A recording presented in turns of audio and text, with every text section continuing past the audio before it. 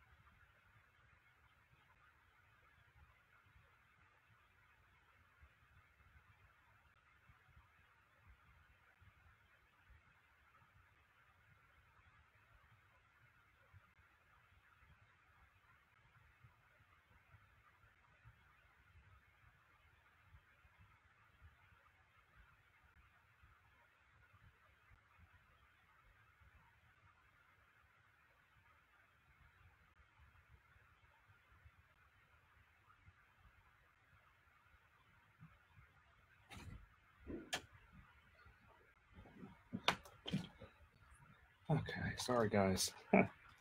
Okay, got the guest. Wendy, she's a gold medalist. Philip should be here in a little bit. Philip Bryant. Just getting started. Oh. Okay, sorry. So yeah.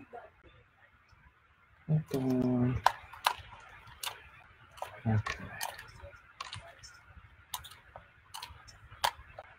Okay. So Philip.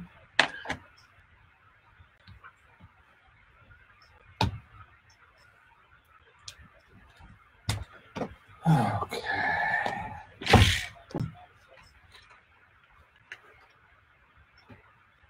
Phone. Time. Oh, guys, you gotta check this stuff out. What's going on?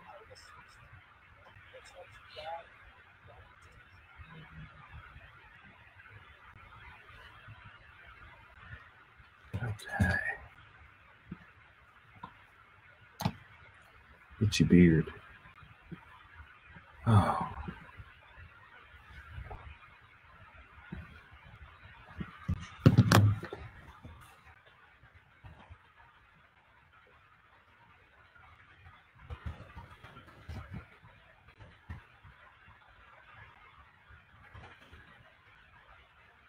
Hey guys, we're just setting up. It's gonna be a little bit.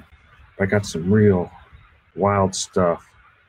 Talk to you guys a bit about Sylvia Garcia. The news isn't talking about this very much. My final thought is that this situation between me and Sylvia. My final thought is that this situation between me and Sylvia Garcia, this was not an isolated incident like the Brett Kavanaugh, Christine Blasey Ford situation. Mine was in the workplace and outside the workplace. She just continued, any little opportunity she had, and this was a pattern of events. It was a series of events, and they're all documented. And again, my grievance is still open. Wild. I gotta grab the other guest. I'll be right back, folks. Hey, Phil, you here? Okay.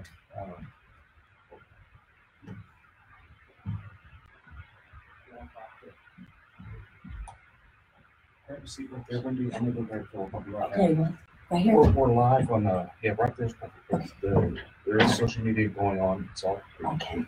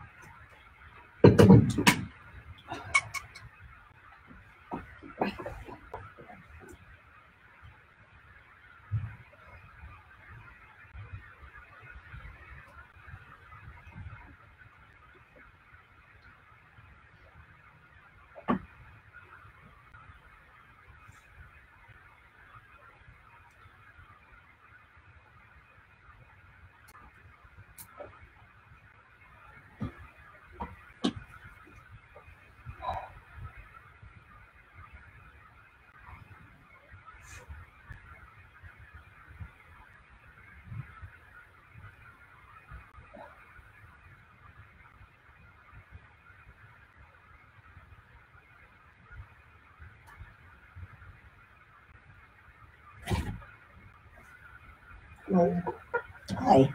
How you doing? Wendy. Nice to meet you.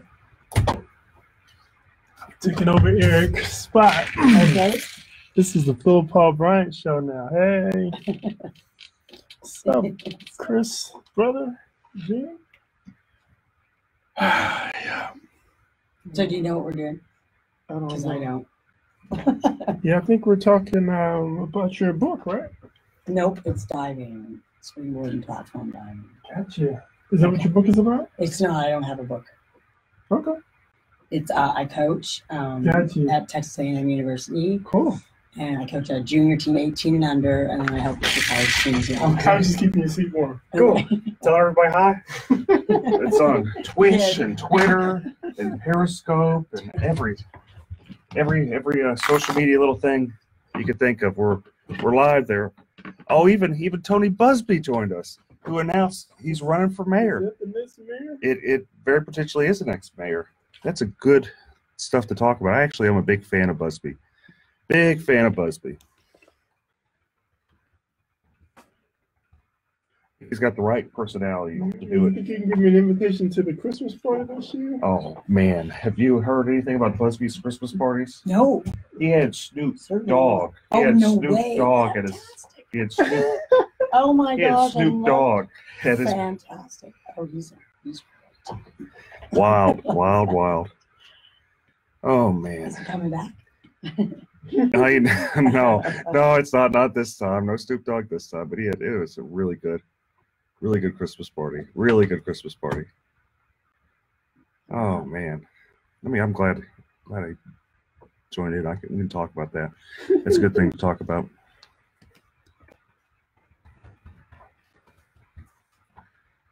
Okay. I got all the breakdown of the city of the from the voting. I do have the breakdown. Got that a little bit. I got this video about Sylvia Garcia's, the woman that says Sylvia Garcia sexually molested her. Very fascinating. Have you seen this, Philip? My final thought is that this situation between me and Sylvia Garcia, this was not an isolated incident like the Brett Kavanaugh, Christine Blasey Ford situation. Mine was in the workplace and outside the workplace. So she assaulted her? She just continued. Yeah, she's saying Sylvia Garcia sexually assaulted her. And this was a pattern of events. It was a series of events, and they're all documented. And again, my grievance is still open, and Sylvia Garcia still has not responded to sexual harassment. Mm-hmm. The sexual harassment that I wrote back on July 29th, September 30th, whenever the grievances were filed, of 96. So the thing is with these allegations, they're pretty wild. Okay. So we'll go more into it on the show. They're very wild. It's saying that that basically what Sylvia Garcia did is while she was a municipal judge, she had a clerk. That woman there was working for her. This is like 30 years ago, and she went in and was asking her, "You want to see the rash on my leg?" The woman's like, "No, I don't really want to see the rash on my leg. I'm okay. I'm okay. I don't. I'm not a doctor. I'm not a doctor. Appreciate it. Yeah, I understand. Thanks for no thanks. Yeah, thanks but no thanks. But then, lo and behold, she proceeds to take off her pants. And, that's crazy, and nothing's happened about it. And that woman's just really upset. She's made complaints. She did. That's right. Democratic system, man. Second opinion. So how's your bookstore going, Philip? It's going okay, man. It's going okay. You know, cheap book, lots of variety. So Saturday we put a big book speaker out and start playing music and stuff like that. Attract additional people. Got little signs we put out. Headphones. There's also a headphone volume. Yeah, I think it's going to be headphone volumes here. You can adjust it. And whenever you take it out, be sure to grab this part right here. Okay. I've lost about a dozen. I know. It's okay. It's okay. And we got our lovely engineer, our producer, Shannon. She's in another room. She'll be kind of telling us what to do as we start going live in about 6 minutes. What's your full name? Your full name? Wendy LaRue, LEREW. And it's Team A&M Diving. That's it. Yeah, it comes up diving, and another one comes up Olympics. Okay. You're in the Olympics? Yeah. Really? Yeah. Oh, a couple of times, yeah. Back in the 80s. Really? Yeah.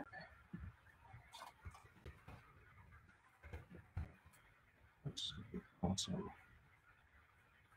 I really do appreciate you joining us, Wendy. Oh no, this is a great opportunity. I'd love to talk about my program a little bit. I'm trying to build it. Like I've been doing it for a while, but we have a little gap as far as how many kids. I've had a couple of kids in Olympic trials last year. Excuse me. Mr. Jay LaRue, that your husband? Yes, yeah, he's the head Texas A&M coach.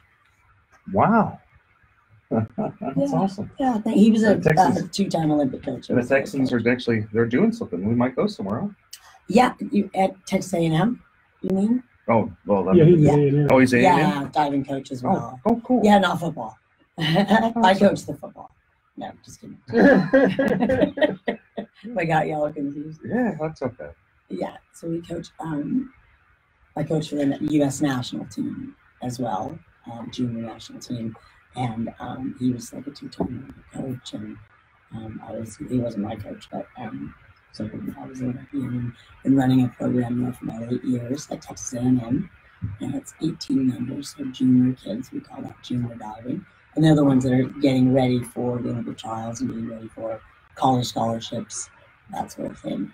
So kind of how we do this is there's going to be 4 segments. The first segment, I'm going to kind of talk a little bit and bring Philip in, and we might bring you in we're going to go over different topics of like general stuff that goes on. About the third segment is going to be when we're going to focus on you and all the stuff that you've done, and then we're going to kind of tie it in with the last segment, kind of tie in what you've done, kind of summarize over all we've done. what we're talking Okay. about. Super. Just kind of, so we'll start. I'll just keep my mouth shut. till No. I'm spoken to. Yeah. Then it's, you can feel free to chime in. Just don't talk. We try not to talk over each other. Try to be very respective, and try not to be too angry. We'll have our own mind. It's this stuff with politics lately. It's like it's just so much bad energy. Yeah, You have your own opinions. I I'm respect anyone's opinion. happy that stuff's going on. I mean, I think he's, like not politically correct or anything like that. He's not. He's a wild one. Trump is, but he's certainly moving and shaking things. I voted for Trump. He did not, but that's okay. Yeah, I did. And, that's okay. I have daughters, so I can understand. Says some silly things, and he's not very articulate for someone that was a president. But he's getting it done. So I think that's he tries. What matters most. Some people think he doesn't try. He's quite brilliant. I mean, he's a brilliant businessman. Let's face it. I think he's an excellent marketer. I think. Relative. Yes, absolutely. Well, he got something like $3 billion of free media whenever he first ran for president. That in alone, he already won. It didn't matter whether he became president or not. Yeah. It's like someone gives him $3 billion free. He and all his friends, he's got his own.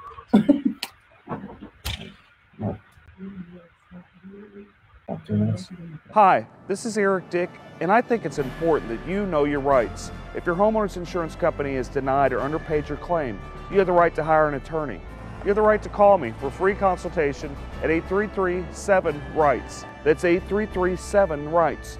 Don't let your homeowner's insurance company take advantage of you. Call me today at 833-7-RIGHTS. Has your homeowner's insurance claim been denied or underpaid? Call Dick Law Firm at 833-7-RIGHTS. Feeding Rocks. It should not be a crime to feed the homeless. Feeding Rocks. A good Samaritan shouldn't be punished for acts of kindness.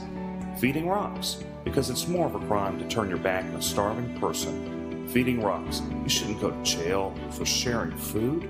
Feeding Rocks. You can't in good conscience let a hungry person starve. Feeding Rocks. Help us legalize charity. Go online and sign the petition. www.feeding.rocks. Feeding Rocks.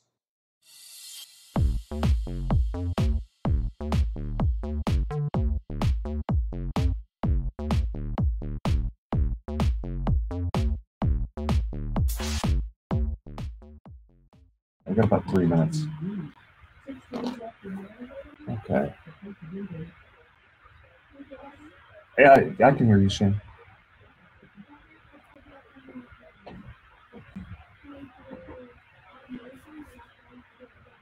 Okay.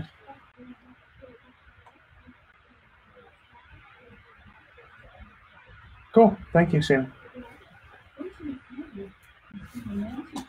We're about to go. Another minute or so. Okay.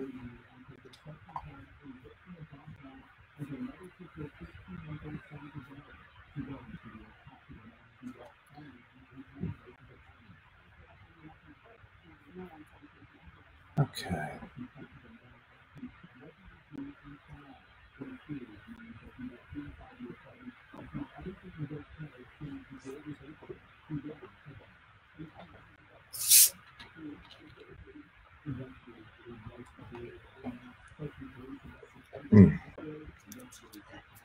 Doing the Topo Chico.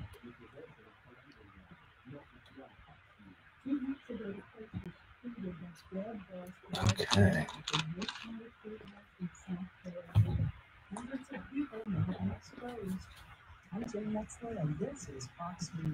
Okay, we're all going nice and strong. It's going to talk Olympics, US Olympics. That's pretty cool. We got our Olympic champion here. Yeah, Wendy. We're here on the Eric Dick Show. This is King PRC 948. 950. Keep listening up to 740. 740, 950.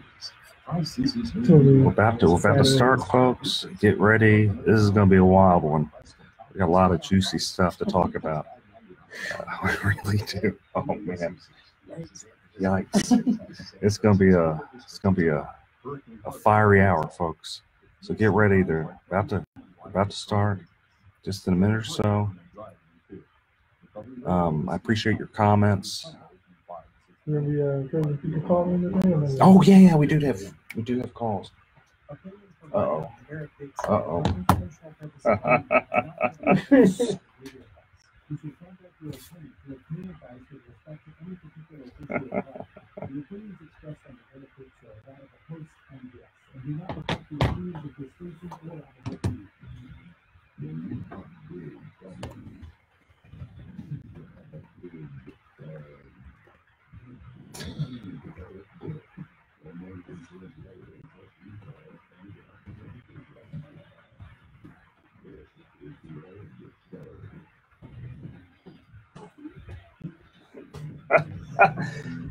Oh my goodness. Oh wow. We're back. We're back again. Back again, folks. I'm being a little too loud. Producer Shan's getting mad at me. I've already got in trouble. Just got here, folks. Back for more. Back for more. Philip Paul Bryant is riding shotgun with me, and our special guest, we have an Olympic champion, Wendy, was it LeBron? LaRue. I'm horrible. LeBron. Come on, this isn't the Lakers. I know. Or Cleveland or Miami. I can keep going, right? Well, the Rockets have been doing so bad. Didn't they finally win one? Yeah. Finally won one. Oh my goodness, they've been doing so bad. Okay. I think they're trying to convince Milwaukee that we deserve a new player. Who's that other player they're trying to get? I haven't been paying attention to that. I've been crying when I'm sitting at the seats watching them play. That's what I've been doing, is crying whenever I see Harden was out 2 games and CP3 was out 2 games. The only game we won before last night was with the Lakers, when it was just a downright brawl. It looked more like it was hockey than it was the Rockets and basketball. But okay, so let's go into it. Hurricane Michael caused $2 billion of damage. That's what the reports are saying from the Wow. So it's going to take a while for people in Florida to really recover from that. And when dealing with insurance companies, it's often difficult, and I'm sure a lot of them are finding out. We had in Houston a storm during Halloween. But it wasn't anywhere near as bad as the poor people in Florida and with Michael. But I'm sure a lot of people in we're getting a lot of pockets of flooding too. I know some people there in the Astrodome that kind of got stuck, and people, I don't know. Every time it floods, people still try to drive through the water. I don't know why. It's like Halloween was pretty active in my neighborhood, though, I have to say. Right. The kids got out there in the rain and the tornadoes. The kids don't care anything about any rain. They're not gonna let that stop them. But it seems though, every time that there's a holiday in Houston, we get a flood. Like we had the tax day flood, Memorial Day flood. 16, yeah. I mean, we've been flooded for for the last 5 years. Every year we get a flood, with the pinnacle being Hurricane Harvey. Yes.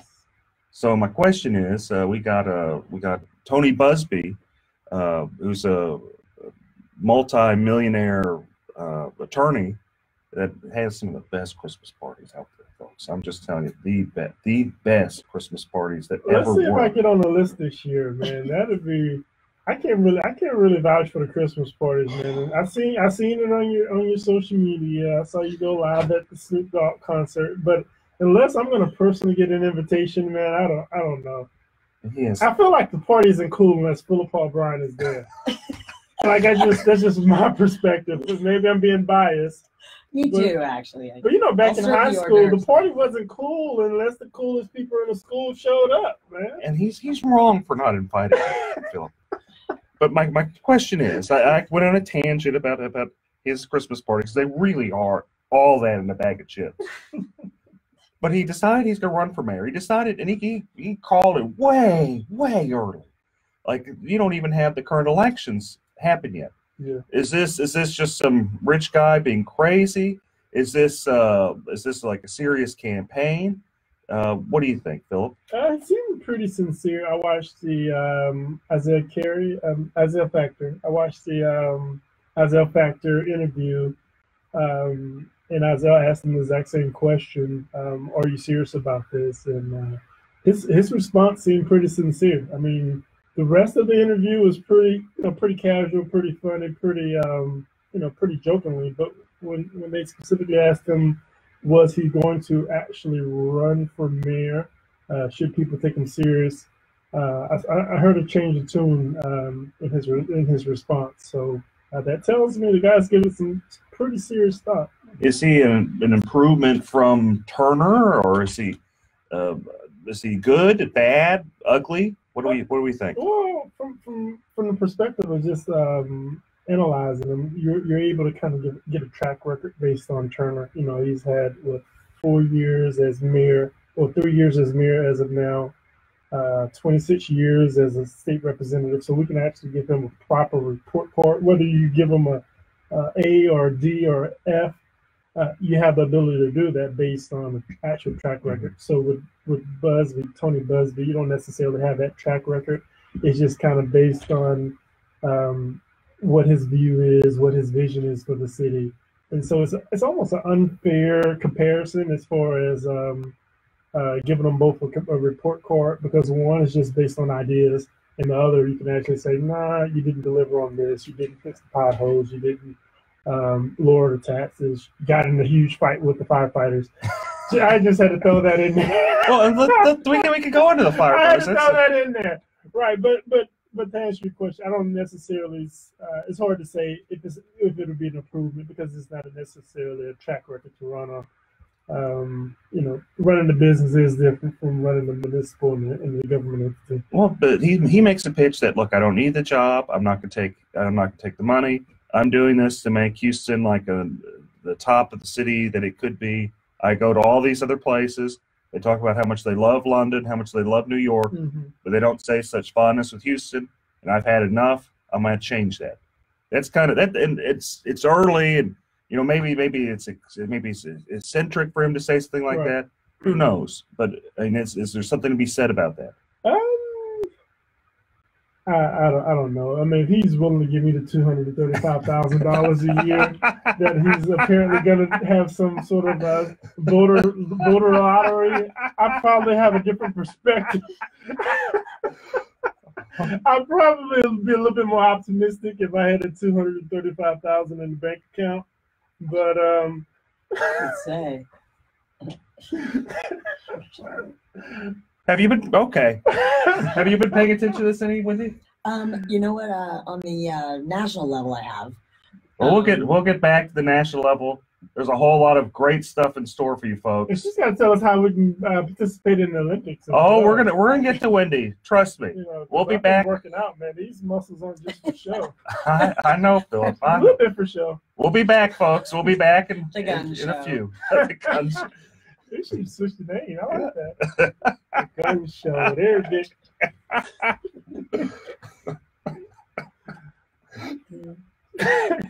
That's funny. They do play Big Gun. That was their choice. The gun show with Eric Dick. Okay. Oh boy. Yeah, it's like, which way is the beach? Ronald, you still fixing messing up people's Apple computers? Oh boy.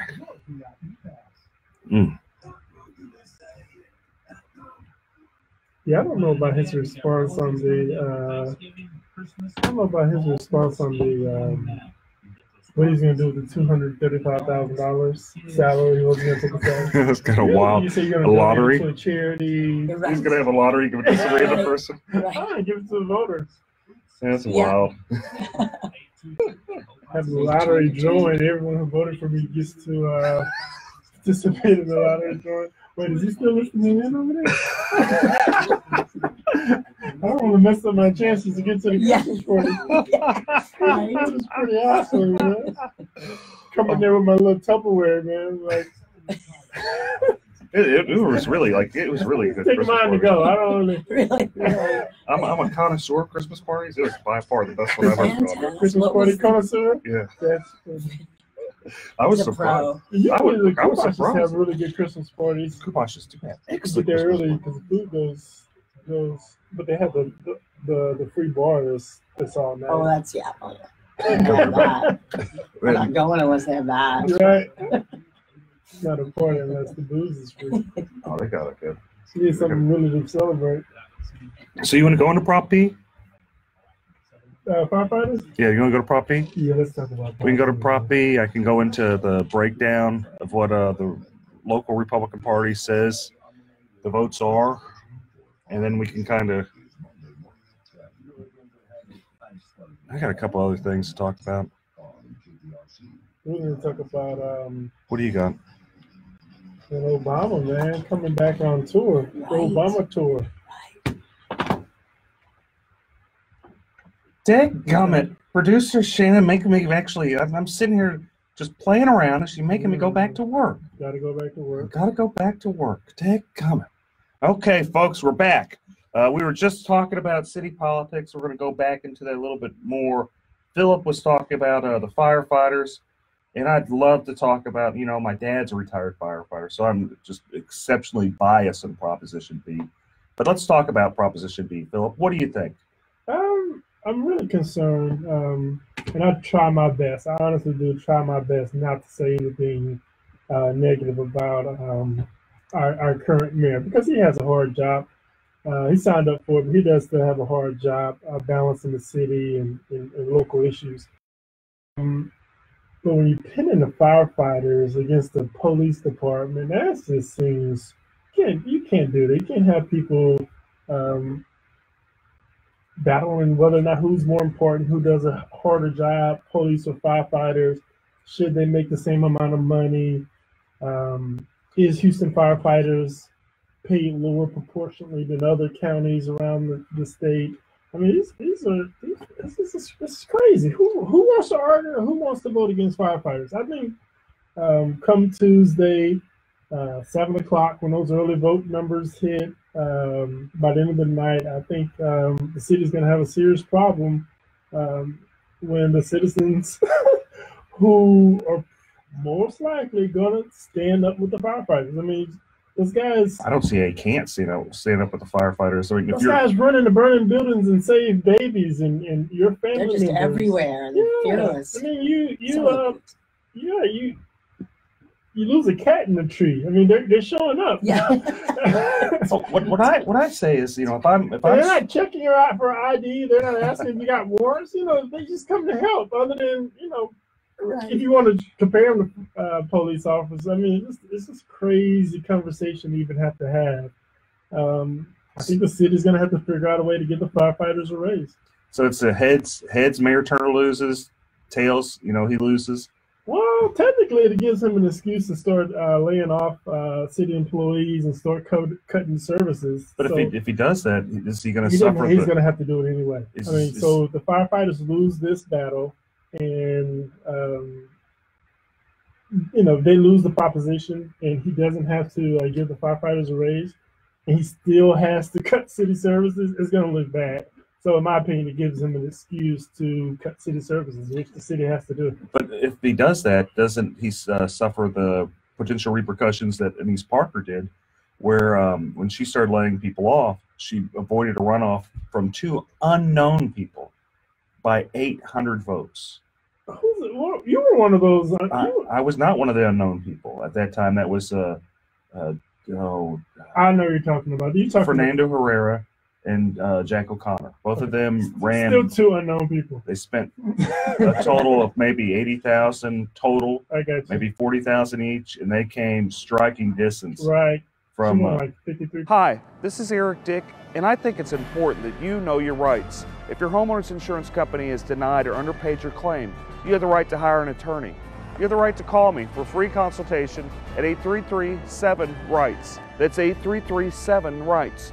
Don't let your homeowner's insurance company take advantage of you. Call me today at 833-7-RIGHTS.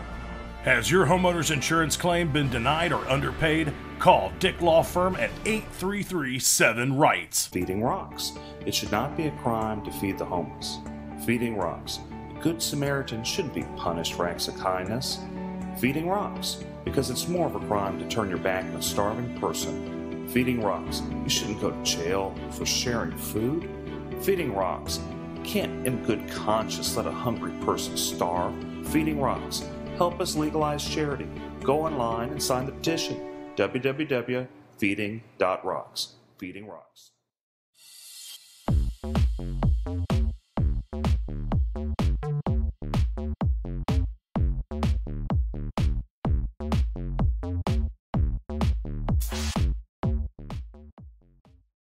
Versus No, she won 50.01. Okay. 001. She won by 800 votes. She avoided a runoff against people that had no funding because she became so horribly unpopular for a number of things. One of them included laying people off.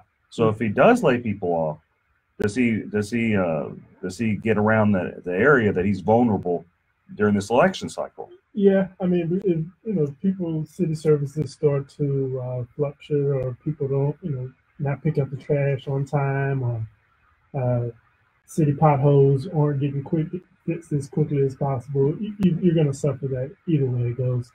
But I tell you, come February, March of next year, some city parks and libraries are going to start closing. I mean, it's inevitable. Okay, and that's sad. That's sad that the city can't allocate its resources responsibly and do the things it necessarily needs to do. Instead of, every time I've ran for city office, I talked about how you got to do the basic things, do a good job at it before you start doing the ancillary things. Expensive art, those type of things. Maybe you should run next year, Mr. Eric. Can we talk about that? Are we allowed to talk about that? And we aren't going to talk about that. No, I already got enough. I got it. No. But what we can talk about is so early voting's done. We've got all the ballot by mail, all the early voting's done, and I've got kind of a breakdown of the numbers if people want some intel. This is an exclusive. This is an Eric Dick exclusive. We got like a theme music right there, like when you say something like that. Well, it is exclusive. This isn't exclusive. Okay, so a total of 106 people voted. Of that, about 36.5% had some type of Republican history. 30% had no history at all, and then 33.18, about 33% had Democrat history. So, I mean, there's one. That seems scary. Well, but let's run with this for a couple times. This is for a couple different things. One is this is the highest turnout we've ever had for a non-presidential year. This is countywide. This is countywide. Nearly 1 million people voted. 852,000 people voted early, ballot by mail or early voting. And of that, 37%, some type of Republican, 30% none, no history at all. New voters, See, that's the thing. I think all of the campaigning and locally and nationwide, it's getting people going. I just don't know if Ted Cruz is out there registering people to vote, bringing out the vote. I think you got to give a lot of that credit to possibly Beto. I do give it to Beto, and I've always said that I do not think Ted Cruz is going to win Harris County. I don't think he has the right personality to win Harris County. But he lives in Harris County. That doesn't seem fair. And his neighbors doesn't like him? I'm not commenting about that. What I am commenting about is whenever he ran last time, 6 years ago, he barely won Harris County from an unknown person. Beto is known and liked in certain pockets. And in full disclosure, I voted for Ted Cruz. I'm a Ted Cruz supporter. But I'm saying that, that Ted Cruz is going to have some serious problems in Harris County. And, if I was like Sherry Dean, or if I was Roy Moore or David, Farr, I'd be upset with Ted Cruz, because the whole reason Harris County's, changing, the whole reason Beto ran is kind of the result of Ted Cruz's arrogance. So in your opinion, Republicans are in trouble in Harris County? I think they are. I think they could be. I think, and some of that's sad because you have some really, really good Republicans. Can we shout out some of those Republicans? You can name names like Sherry Dean. Sherry Dean, that's my people right there. Sherry's a nice judge. She does the backpack to Fifth Ward every year. Her and Judge Moore and Judge John Schmoody, Alicia Franklin York. The family law judges are really good in Harris Charlie County. Prime. I'm How are sorry. their Christmas parties? Not nearly as That's what I good as wanna know. They need to BuzzFeed's. get No. their Christmas party game up, man. Now I think about it. That's an excellent. That's why she's an Olympic champion right here. Sense of humor. Yeah. Thinks outside of the box. So just going on politics, we got a little bit more, and then we can start going into talking about our fantastic guest. Is Sylvia Garcia. There's more information about her potentially sexually assaulting this poor woman.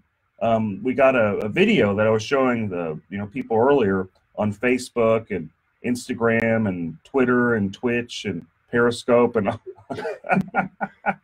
I was showing them this video. It doesn't seem as bad, and I'm going to get some backlash on this, but it just doesn't seem as bad when I guess the lady had a medical condition, and she just wanted a second opinion about it.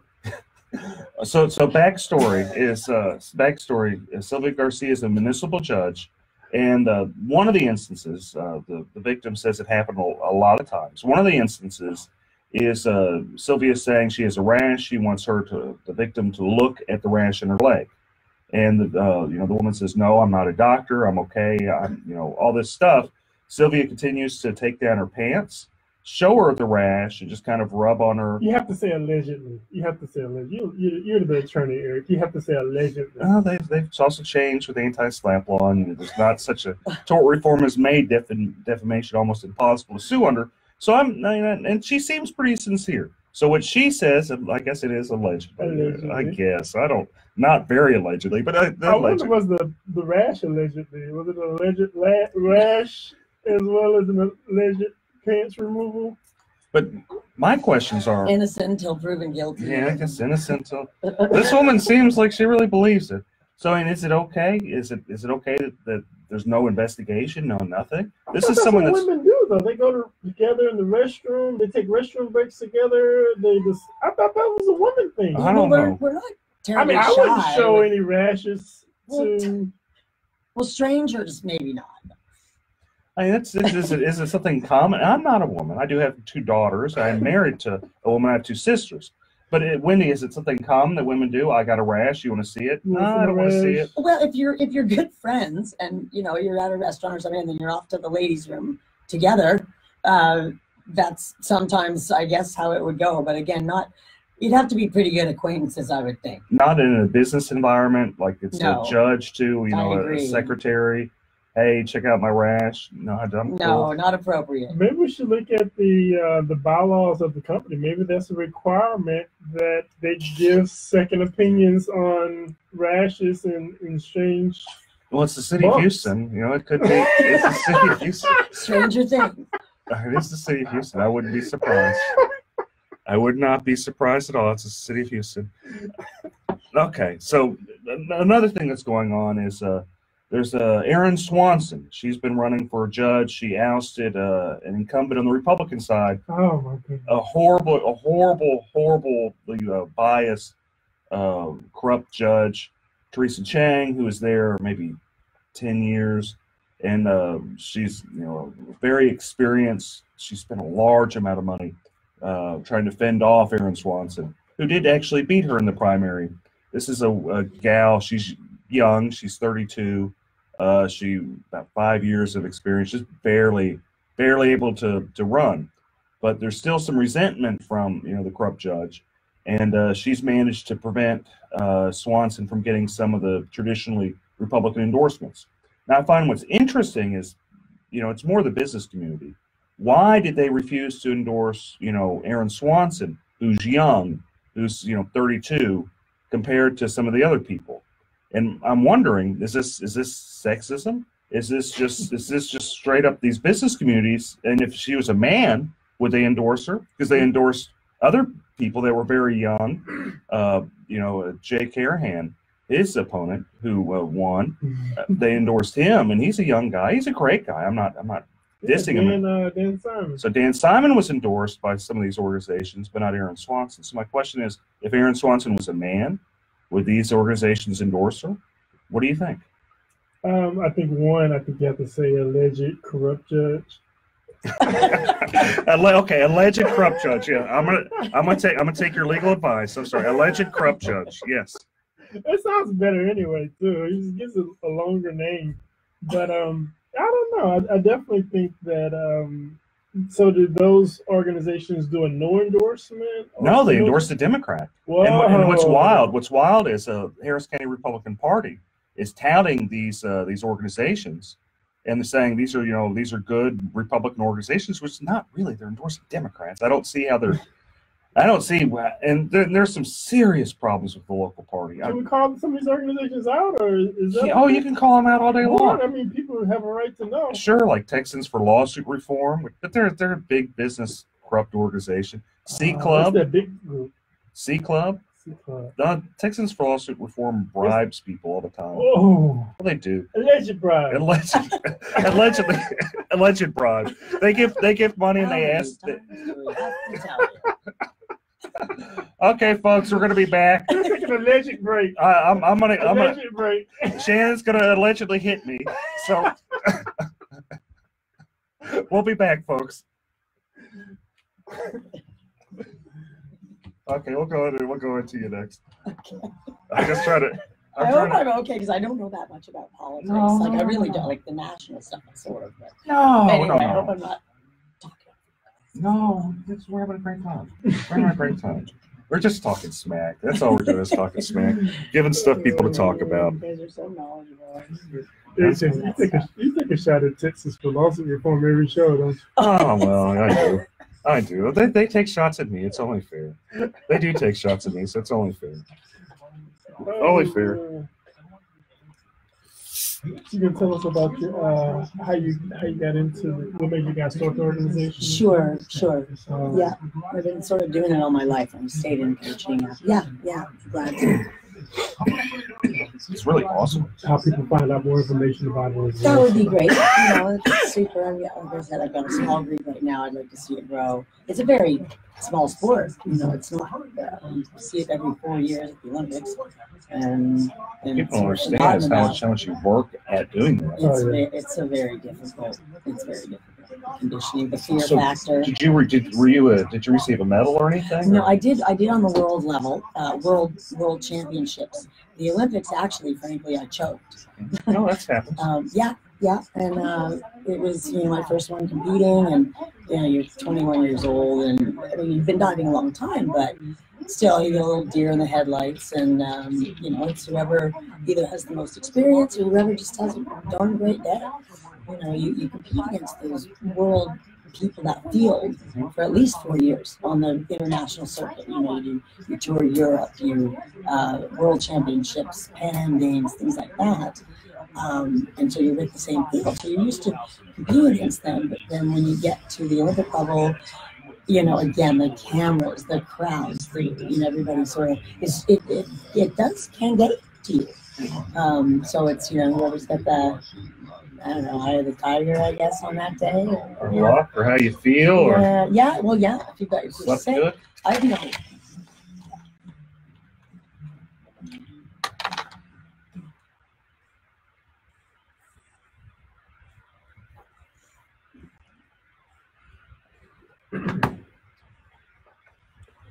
All right, we're at the third segment, the final lap around for the Eric Dick Show. We've got a great guest, Wendy. She is just a great athlete. She is a world champion? You were in the Olympics. Right. Yeah. World Championships, World Phoenix Cup, similar to the Olympic Games, but again, not the huge publicity that the Olympics get every 4 years. So, Wendy, tell me about being in the Olympics, because that just seems just so wild. It really is quite an experience. You stay in a village. You usually get there about 2 weeks before the actual games start. The opening ceremonies is just crazy. I mean, I'm sure you've seen it on TV these days, what the production that they go into, and all the athletes go in and we watch the whole thing, and the closing ceremonies as well. So it's very, you stay in a village with all the other athletes. The best thing about it is I think that you've got all of the sports there. everybody is sort of at their peak condition and mentally, physically within their sport. And you've got that in common, no matter from where you come, no matter from what country you are. It's just peace and that beautiful thing in common, that you just sportsmanship and you just want to do the best you can and you're rooting for other people too. Really? So you guys are like making faces at each other No. and elbowing each other when you're not hoping the other person breaks an ankle on the way? No, well, no, some of the girls do. The girls can be a little catty, you know. The guys are cool. But Pulling Tanya Harding's. oh, here and yeah, there. yeah. The old whack in the knee. Asking do you look at their rash? Never done that and shan't. No. So, you went to the Olympics, which is probably just an amazing experience. How long did it take you to train to get there to Well, be? you know, in the I Olympics? was quite lucky. I did gymnastics. For people, you know, wonder how you find out about a sport like diving and how would you start in that. And you know, gymnastics, cheerleading, dance, things that are sort of acrobatic. Anyway, I did gymnastics till I was 12. So when I came on into diving, I made the Olympic team when I was 14. So only 2 years of training in diving after all the experience in gymnastics, the changeover was quite simple for me, and I was very lucky, and made the team as a 14-year-old. Now, that was the year 1980. Boy, am I dating myself. Oof. 80s were good years. Well, there you go. Thank you. But it was the year that Jimmy Carter boycotted the Olympics. Oh. So that was the year we didn't get to go. Oh. And that was all right, you know. And my sister and I made it together. She was 13. But She was a you know, diver as well? yes, yeah. But we had another, 4-8 years left. Hi, this is Eric Dick, and I think it's important that you know your rights. If your homeowner's insurance company has denied or underpaid your claim, you have the right to hire an attorney. You have the right to call me for free consultation at 833-7-RIGHTS. That's 833-7-RIGHTS. Don't let your homeowner's insurance company take advantage of you. Call me today at 833-7-RIGHTS. Has your homeowner's insurance claim been denied or underpaid? Call Dick Law Firm at 833-7-RIGHTS. Feeding rocks. It should not be a crime to feed the homeless. Feeding rocks. A good Samaritan shouldn't be punished for acts of kindness. Feeding rocks. Because it's more of a crime to turn your back on a starving person. Feeding rocks. You shouldn't go to jail for sharing food. Feeding rocks. You can't in good conscience let a hungry person starve. Feeding rocks. Help us legalize charity. Go online and sign the petition. www.feeding.rocks. Feeding rocks.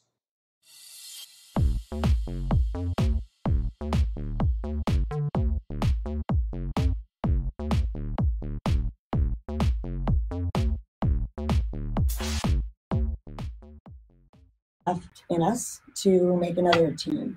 It was very difficult for a lot of the people I know and the older ones that it was their one and only Olympics. That was their shot. They made the team and they didn't get to go. So that was sort of, a political faux pas, if you ask me. It's supposed to be about the peace and the sportsmanship amongst all of the countries. And it was a bad call in my opinion, not because I'm an Olympian, but just I think in general, the whole auspice of the Olympic Games was sort of lost that year. Yeah. So how many times have you gone to the Olympics? Well, just once. I made 2 Olympic teams, but again, 1980 we didn't get to go. 84 was in LA, and I sort of choked at the trials. Oh, wow. But and then made it in 88. Both Do my you sister and I did. do you actually go to the Olympics these days, even though you're not participating? No, it depends on where it is. No. I would like to eventually go as a coach. That's my, my dream. I've been coaching for probably about, 25 years now. And that's my sort of next goal is to have an Olympian myself that I work with. So how hard is it to even qualify for the Olympics? It's pretty thick and deep. Again, the experience that you need to have as far as keeping it together in competition. It's not a team sport. I mean, you have to perform in a team sport, and it's a different ball of wax. But you're on show. It's just you. It's silent, and it's all you. And you've got 8 tries or 10 tries with different dives that you've got to do, and very difficult ones. So you know, again, as I mentioned, it's the eye of the tiger, and it's whoever, you know, comes out on top. But it does take an extensive amount of training. Diving is not a simple thing to do. So you're training for this like every year for like so many years? Oh yeah, like 6 to 8 hours a day. Most kids now are homeschooled. The ones that want to really do it and want to go all the way with it. You know, you've got other countries like the Chinese, and they just train all day long. And then in order for Americans to compete against that, you've got to put the hours in as a kid. And that's what it takes. It's very competitive as far as, you know, skill and conditioning and that sort of thing goes. So it's stuff you train for like 8, 4, so however many years before. Oh yeah, at least 10 to 15 even. Wow. It's a big commitment. Yeah, it's not necessarily for everybody, but yeah. So now you're kind of transitioning. You did that when you're younger. You're transitioning to what you're teaching. You're coaching for, you know, diving coach. Is that what you're doing? Yes. Yep. Springboard and platform diving, and I actually coach at Texas A&M University. So does my husband. Actually, he's a 2-time Olympic coach, Jay LaRue, and I'm doing the 18 members. So what I'm doing is I'm sort of molding future champions. Some of those 18-year-olds can make the Olympic team now, and stranger things, it's happened. Usually the more, you know, after college age, you know, the 25-year-olds to 30 even is can be a lot of people's peak physically and you know, mentally.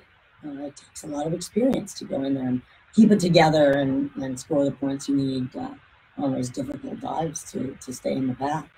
If people want to find out more about what you're doing, how do they reach you? Well, it's actually WLEREW. That's my name, Wendy LaRue, at AOL.com. Oh my goodness. There we go, the age thing again. Oh my goodness. Does AOL still exist? It does. We were big during dial-up. I was really cool back in the day with the dial-up thing. Wow.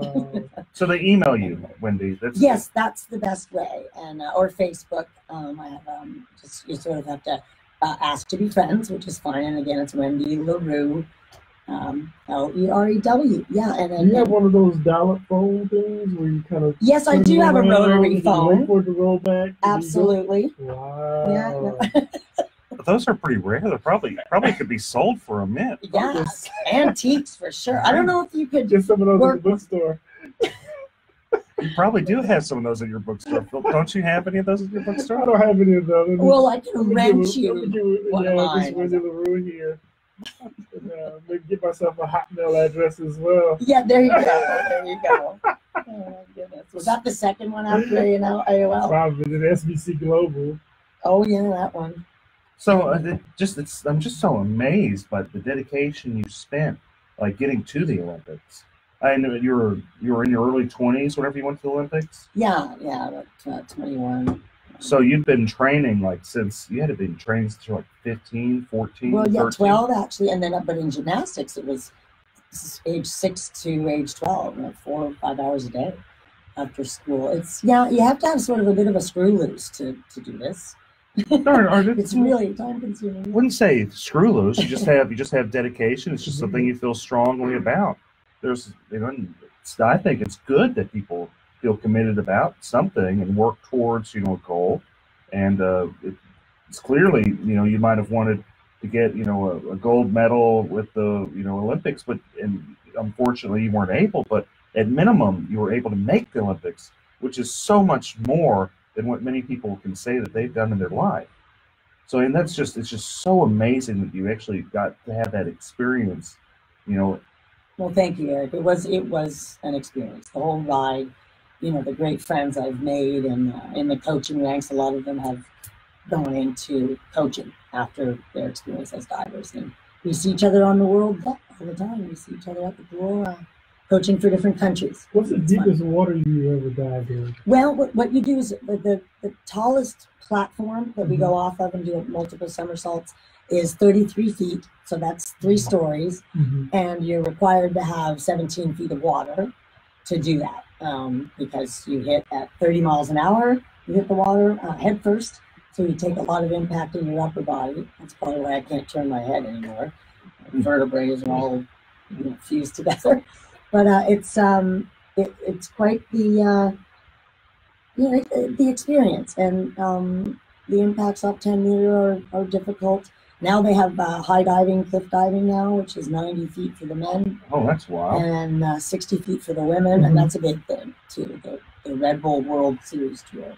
Have you done anything with the cliff diving? Actually, I coach a very, very good girl. She just she actually holds the record. She's brand new. She went to Texas A&M University, and her name is Jessie McCauley, and she's on her way to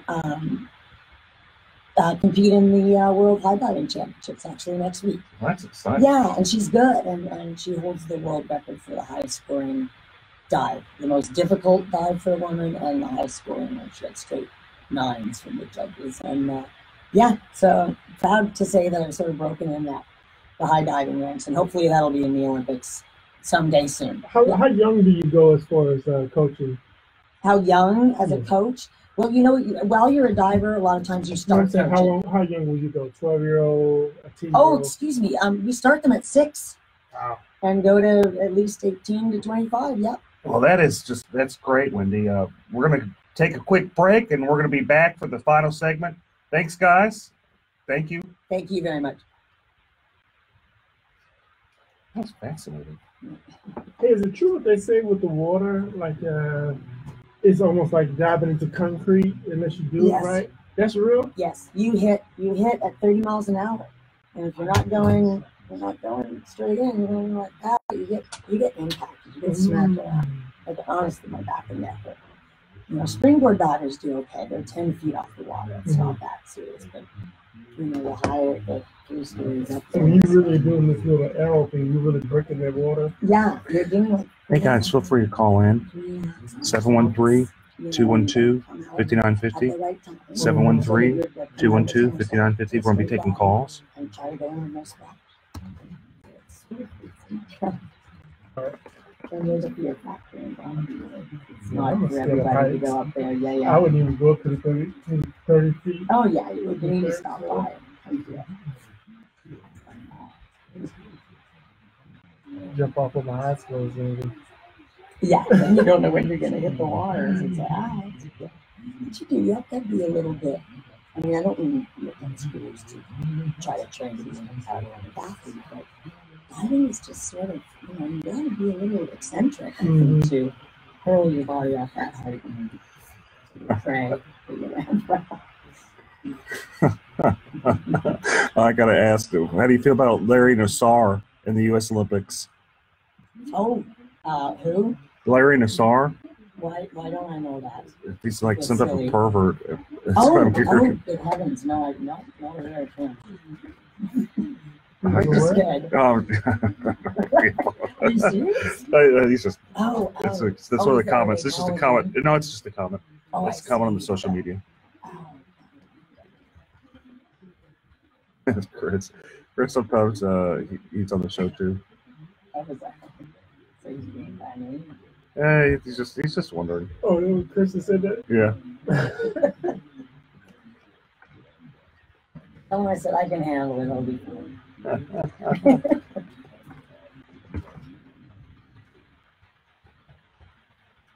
Yeah.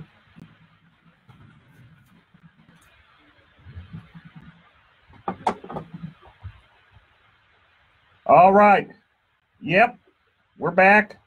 We're back for the final segment of the show. We had a great show, great guest, Philip. You got anything going on with your bookstore? Oh yeah, actually, bookstore's doing really well. We've got some huge sales going on. So we just sell $2 kids books, $2 and under kids books. So we got like 6,000 or 7,000 kids books that we just trying to almost give away. And then we got like nonfiction, fiction books, $4 and under. We got like almost 20,000 books that we're just doing for $20 and under, just to, it's not about necessarily trying to make a bunch of money. We're really just trying to get people back into reading, traditional reading, just grabbing a book. You know, I know audiobooks are pretty popular. People like Kindle and stuff like that. But you know, even having your kids watch you read and read them stories as well. I agree. It's old brain school exercise, and brain stuff. it's such a shame that it seems to be that books are becoming a lost, and it's so fast how it's progressed to where there's online computers. Yeah. But where's your store at, Phil? We're at 3314 Lyons Avenue, so we're about a mile and a half on the outskirts of downtown or in the Picklewood area. And this is just like a cool little place where, you know, hang out, got a couple of couches in there. Hopefully you don't just read the book and then put it back and, they're too cheap, and you might as well just take it. $2 a book. $2 a book for a kid's book, $4 for regular books. Great for Christmas, goodness. Right. Yeah. Huge, got a huge religious section in there. We've got some legal books in it. I know. I'm just going to see me sneaking around. That's where I get my books at. Is Phil Paul Bookstore. And they have the definition of allegedly. Right. I need to get black. Allegedly $2 kids books. I need to allegedly get a Black's Law Dictionary. Philip's going to highlight allegedly real big for you. You want to say this? You don't want to say it? You say alleged. Right. Yeah. Man, but you know what's more interesting is that you guys should make sure you guys are following Eric Dick on the Facebook. You'll see me on there. I'm all over his page. But make sure you follow Eric Dick on Facebook. But on my page yesterday, I don't know, Eric, if you checked it out or not, but I put 2 different Obama speeches on there. He was in Florida campaigning for Andrew Gillum, and then he was in what was the other state? Okay, Alabama. I'm not sure. I watched the Florida one though. Yeah. So Eric, if you need me to, I can tag those to your page. That's all right. That's all right. Uh-oh, you're gonna go at it. Tag those to your page, man. I'm cool. I appreciate it, but I'm cool. I'm good. You know, you may lose a couple of followers, but and then maybe a couple brain cells too. Too late. Alleged brain cells. So what do you think of the, if we're going to talk politics, since that seems like what you want to do, what do you think of the Beto versus Ted Cruz? Let's go on that. Man, I like Ted Cruz. I met him several times. Beto seems to be pretty sincere. I actually had some serious concerns about the DWI and the fleeing scene. Once I did get past that, just kind of just looking at the issues, just as a conservative Democrat, I'm a registered Democrat, precinct chair. If the Democratic Harris County Democratic Party is listening, I did say that I'm a Democrat. You also said you were watching Obama, so I think they got that figured out. They call me in the meetings every so often when I endorse people like Sherry Dean and Roy Moore. They have a sit down with me at least once a year. And yell at you. What are you doing? Yeah, I have to read the oath again. But, allegedly. The alleged oath. But the cool thing about someone like a Ted Cruz, you don't have to worry about restroom issues, LGBT stuff creeping up into the schools and into the public life. And so that is one thing. That is one thing that you kind of do have some assurances about. Taxes. You got to pay taxes. They're going to build roads. They're going to have to fund the schools and stuff like that. So taxes isn't that big of a deal. I'm a tax guy, so I know how to get around it if they try to tax me too much. But with Beto, even though he does have some good ideas, I do think teachers should be paid a fair amount. I think it's just what's more important to the individual voter. I think there's a lot of excitement out. Every year they say this is the most important election of your lifetime, and every year we go for it. But we'll see what happens. We'll see if the actual voters show up, not just in Harris County. Texas is a lot bigger than Harris County. It is very. Hi, this is Eric Dick, and I think it's important that you know your rights. If your homeowner's insurance company has denied or underpaid your claim, you have the right to hire an attorney. You have the right to call me for free consultation at 833-7-RIGHTS. That's 833-7-RIGHTS. Don't let your homeowner's insurance company take advantage of you. Call me today at 833-7-RIGHTS. Has your homeowner's insurance claim been denied or underpaid? Call Dick Law Firm at 833-7-RIGHTS. Feeding rocks. It should not be a crime to feed the homeless. Feeding rocks. A good Samaritan shouldn't be punished for acts of kindness. Feeding rocks. Because it's more of a crime to turn your back on a starving person. Feeding rocks. You shouldn't go to jail for sharing food. Feeding rocks. You can't in good conscience let a hungry person starve. Feeding rocks. Help us legalize charity. Go online and sign the petition. www.feeding.rocks. Feeding Rocks.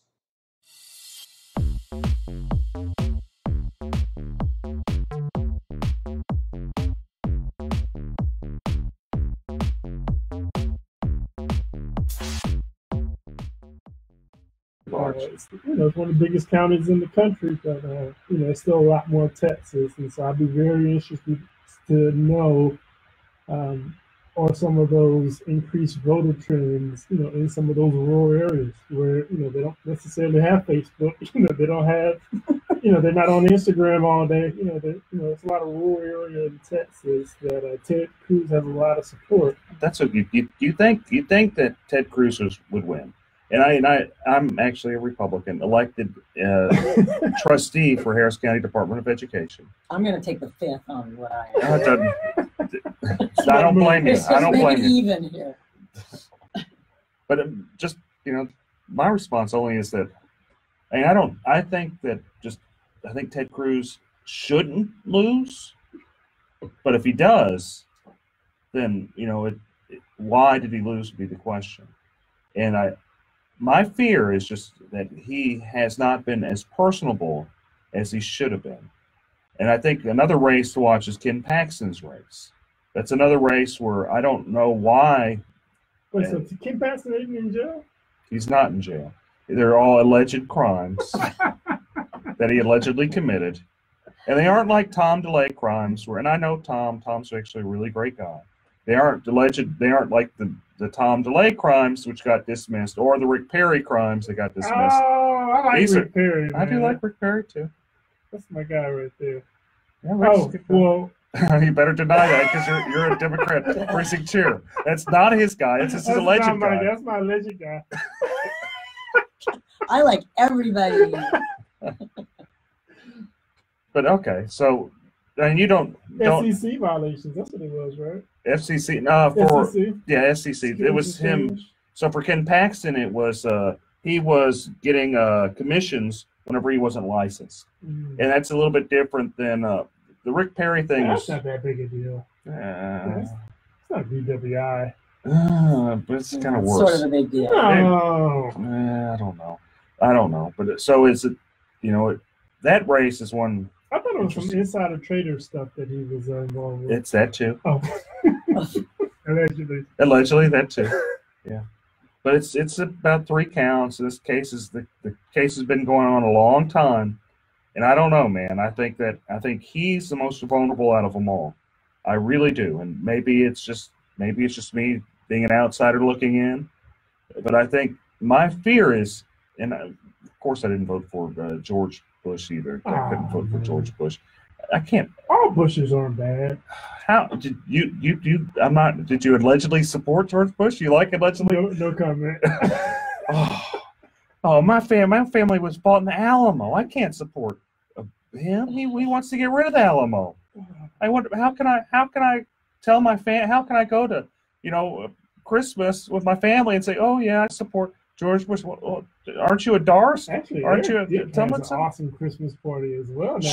We want to be quiet. We want to be quiet about that. No. Shh. We don't have Christmas. We don't know what Christmas is. And there's no allegedly Tony Busby party. No. That's pretty awesome. Okay. Got Tim on the grill. Yeah, Tim does a good job. Him down at Phil Paul's Barbecue. What's going on with your barbecue restaurant? And we're opening up on the 16th of this month. So November 16th. We're going to come talk about it.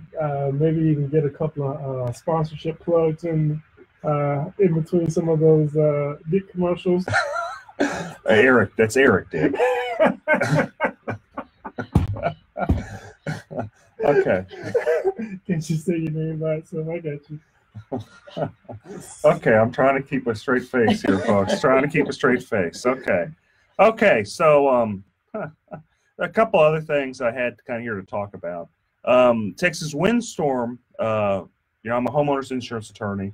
If people are having problems with their insurance involving property disputes, they're welcome to go to my website, www.dicklawfirm.com. You can add me on Twitter @DickLawFirm, Instagram @DickLawFirm, Facebook @EricBDick, or just any other social media. I'm on probably them all, and I do post these videos of us being here at AM 950 on all those social media. I just saying that as a level of background, people where they can connect with me. Just reminding people that I am a homeowner's insurance attorney. If they're having problems with the storms from Halloween, feel free to call me. I do free consultations or represent people on contingency fee. But anyway, now that I got my shameless plug with me, so there were some problems with Texas windstorm. They requested a hike for liability limits, basically to increase their liability, and it was denied. And we're gonna have to talk about that next week, folks. Can we talk about city elections next week as well? Oh, we're gonna talk about a lot of stuff next week. If you guys want to get alleged Bill King supporter, allegedly. Okay, folks, thank you guys so much. Thank you for tuning in. I'll see you next week. I really appreciate it. Thank you, producer Shannon, as always, for doing a great job. Wendy, I really appreciate you being here, and Philip Albright. Shout out to Chris Carmona, who's having a great time, probably in China. China. You gotta say like China. Donald Trump says it. China. Thanks, folks. Next week. China. Okay. Okay. So we're going to end. Thanks, you guys, for tuning in. See y'all next week. You have a great day. Hi, this is Eric Dick, and I think it's important that you know your rights. If your homeowner's insurance company has denied or underpaid your claim, you have the right to hire an attorney. You have the right to call me for free consultation at 833-7-RIGHTS. That's 833-7-RIGHTS. Don't let your homeowner's insurance company take advantage of you. Call me today at 833-7-RIGHTS. Has your homeowner's insurance claim been denied or underpaid? Call Dick Law Firm at 833-7-RIGHTS. Feeding rocks. It should not be a crime to feed the homeless. Feeding rocks. A good Samaritan shouldn't be punished for acts of kindness. Feeding rocks. Because it's more of a crime to turn your back on a starving person. Feeding rocks. You shouldn't go to jail for sharing food. Feeding rocks. You can't in good conscience let a hungry person starve. Feeding rocks. Help us legalize charity. Go online and sign the petition. www.feeding.rocks. Feeding rocks.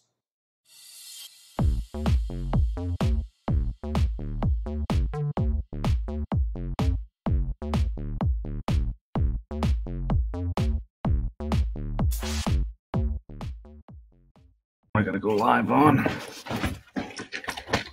Okay. Hey, folks. Start another show. Dude, Message me. What do you got? the Rockets, why did they lose so bad last time, man? Dude, they made Montrezl Harrell look like an all-star. I mean, he was good when he played here, but he wasn't an all-star. This dude had a career night, 30 points. The Rockets. And we go from being ranked number 1 to like the worst team that exists. I think we're down to like rank number 16, 17 right now. Jeez. I mean, it looks like, or at least Carmelo Anthony can play. That's Dude, the only I one that told can. everybody that. That's the only one that can play is Carmelo. He's trying to redeem himself. He He's likes playing with Chris Paul. He really does. It's his best friend. Oh, well, it'd be nice if Chris Paul played or anybody else. But Carmelo made some good points. Carmelo made 27 points last night. He did a good job. Hitting from the 3. Eric Gordon, did he show up or He he was- was still asleep? He's asleep. All the others asleep. But Carmelo Anthony did a pretty good job. No, I don't know, man. We'll see if the Rockets learn how to play again. Yeah, they're trying to get Butler. They're putting in everything they can to get Butler. Oh, You yeah. know, Rockets. I don't even know if it Sports in matters. general, I've been working family time, but family time at work, I had no time for it. Yeah, this guy. We don't even watch Ninja Warrior stuff most of the time. It was a Monday nights. It's Monday nights in USA, or it used to be. Now that's Monday Night Raw now. When does Come on. And if we do catch up, we're usually watching for the Houston folks, people we've met and trained with. Yeah. My daughter loves going, oh, look, there's Allison. Allison Templewine's one that's been in a few times. Or, oh, look, there's Daniel. Daniel Gill's one of the biggest names in the sport right now. He trains at that gym. Okay. It's kind of hard to miss with this pretty boy hair. Well, him and his wife have the same hair. It's amazing. From the back, they look almost identical. He's a little bit taller, but not much. Be glad he got hair. At this point in my life, I'd just be glad if I had some. Me too. It fell down in my bag. I didn't have that in my youth, but now I do, so I know where it is. Oh, well. I still got it, just not where I want it. I don't have. I mean, it's gone. Mine's gone. I started losing my hair in my early 20s. So I was at a CVS going to law school. And I looked, I'm like, man, that guy sure is going bald. And I moved, I'm like, oh, dang, that's me. Yes. That mirror up here like this to watch for chocolate. And we can see the back. Man, that guy sure got no hair. I move a little bit, I'm like, oh. I'm glad that's not me. And it's only gotten worse and worse. And he gets some of the shoe polish just kind of put back there. So. Yeah, the hairspray. Tattoo your head with black so it always looks like you have some on there. Might as well at this point. Man, I don't know, it's starting to hurt on the top that's standing out. No, yours is fine. It's because I comb it this way, you can't really tell. But if I go back, you just see nothing but scalp. I'm in Japan coming out of the what's that thing called? It's one of our stores. The commissary though, because commissaries usually food, but it was a store on the outpost on the base. It was on Japan, Yokosuka. And I'm walking down the steps, and all of a sudden, all I hear is, "Oh my God, Bo, you're going bald!" There's a guy behind me. He was an AO. His name was Jason. And shout it out for everybody here. I didn't think much of it. Of course, that night I checked it, and he was right. Big old goose egg right back here. I just never noticed. Well, that's a good thing. That's a good thing is you don't, if it's in the back, you just don't see it. It don't bother you as bad because it's in the back. So at that point, I just started shaving it. I embraced it. I'm not far behind you. It's easier. When I wake up, I have to brush my beard, but not my head. Well, then it transitioned from up top to down low. Yeah, up top to the sides. It's a different brush, sure. Getting older is not for the weak.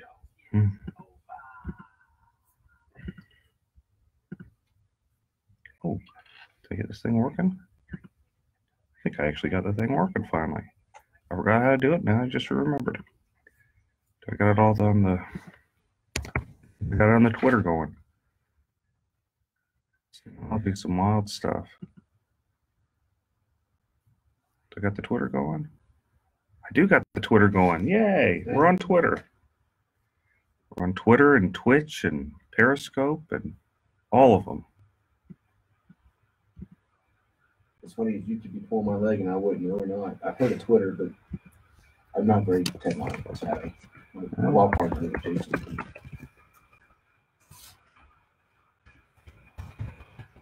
I wouldn't even have a Facebook if it wasn't for my life and stuff. Well, you own a firm. You got to kind of. I'm trying. What is it, about 6 minutes out? Yeah. So we got 5 minutes? 5 minutes. Okay, I don't want to. I'm bad at knowing stuff.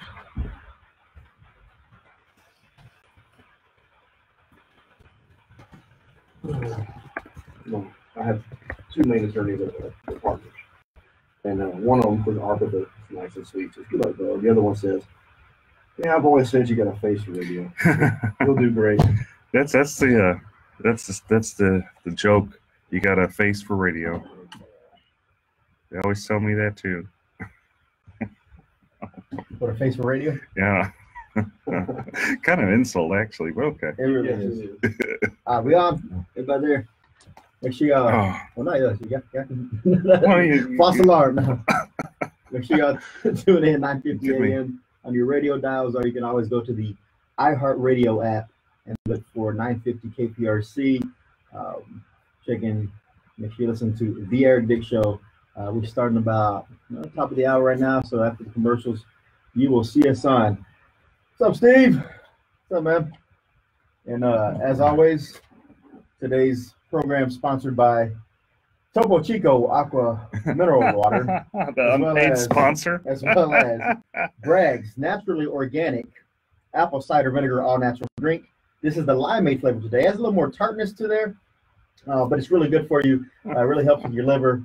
Make sure you get that Bragg's All Natural Apple Cider Vinegar. Does it really help with your does help with your liver. Huh. Hey, Shelly. How y'all doing? Hey, yeah, we're going to talk about voting today. Make sure you get out there. We're going to talk about that and a whole lot of other things today. Real fun show. But as always, call in 713-212-5950, 713-212-5950. Numbers up in the link or in the description. But yeah, if you haven't voted, today is a day to vote. You have all day to get out there. Wait in the line, whether it's short, it's long, it's going to be worth it. You know, I'm supposed to say it doesn't matter who you vote for as long as you vote, but it does matter who you vote for. So get out there and vote for the right people. Make sure you vet the candidates and don't just listen to a bunch of nonsense and bullet points and hype. Yes or no for firefighters. Look, I'm torn on the firefighters. Firefighters kind of get what they deserve because they always support the wrong candidates. That's but true. at the same time, if we don't vote yes for Prop B, then we're never going to force the city to go in there and control their spending. So You gotta vote for Prop B. yeah, I'd say vote for Prop B just because Gotta it be forced the yes. city to actually rein in their spending, so they stop spending hundreds of millions of dollars on art projects, man. Go back to the basic city services, which the city's supposed to be about. Well, not So- only that, you know, what happens if we stroke out? If we stroke out, I want the firefighters there. That's you know, true. pull me on the EMS. I That's don't want true. them having to work a second job over at Chick-fil-A. Firefighters just don't put out fires. They also are there for EMT, EMS services.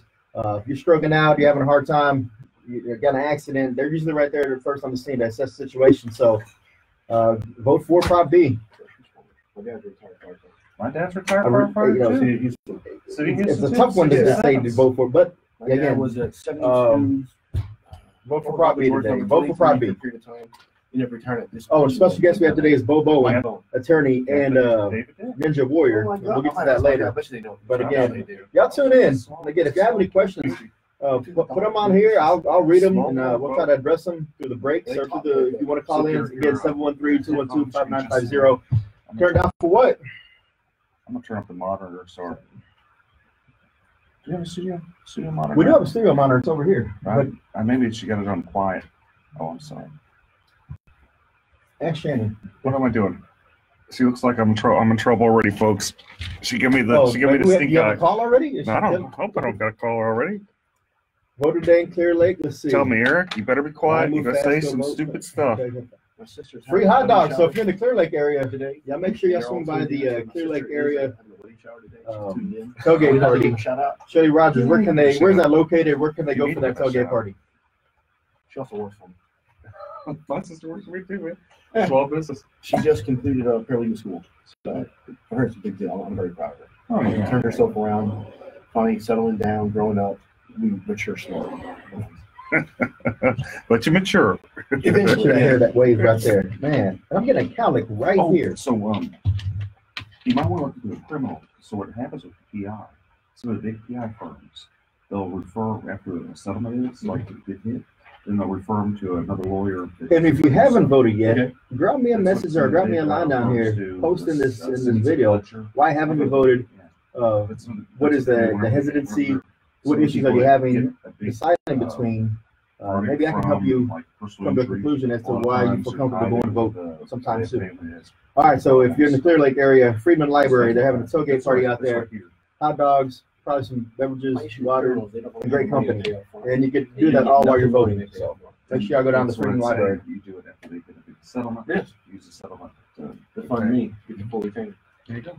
Also, we'll talk about this in a minute, but if you have nothing going on right now, you can head over to 3314 Lyons Avenue. Phil Paul Bookstore just opened. Hundreds of thousands of books for $2 and $4. Legal books, medical books, all kinds of books. Go check it out. Phil Paul's always been next to the community, and now he's opened up a bookstore over in Fifth Ward, and I went by there earlier, and so make sure y'all check that out as Very well. much in the influence of emotion versus just the facts. People make a decision based on. If there's any topics y'all want to hear myself, Eric Dick, and Bo Bowen discuss today, drop those in there too. We'll try to fit it in. It's a 30-minute show, then we got to cut to the U of H game, but here we go. Oh no, they're gonna make us go in the air, folks. After traffic should come your intro.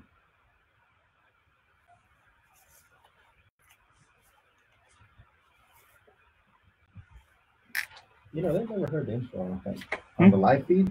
What do we have on? Well, when I go on Facebook Live. Because we don't have the monitor going when the intro plays. Yeah. So they'll hear it. You know. I can turn the monitor on, but I don't hear it in here. It'll kick on in a minute. The audio will kick on. I want y'all to hear the intro because y'all have never heard the intro. Yeah, the intro is pretty funny. Okay, we'll talk about the caravan of immigrants. You do immigration law, right? What? No, sir. No immigration. I thought you did every color law, man. Not total law, almost, but not quite. If they bring cash, he might. That's true. It's true. Yeah. For enough money, I'll learn it quickly. For retainers, we might make an exception.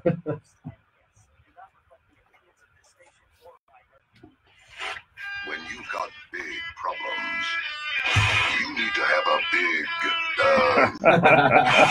you need Eric Dick, Oh, my homeowner, goodness. insurance lawyer, and trustee for the Harris County Department of Education. That's good.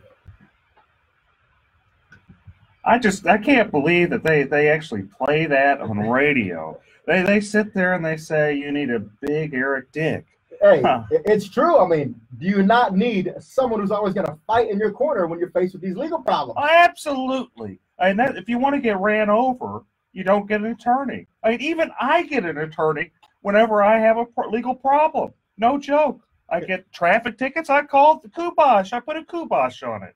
There you go. Because when you're facing problems, especially homeowners, when you're facing problems with the big insurance companies, there's only one person you need to call, and that's Houston homeowners attorney, insurance lawyer, Eric B. Dick. Welcome to the Eric B. Dick Show. My name is Chris Carmona, joined by Eric B. Dick, and our special guest today is Bo Bowen.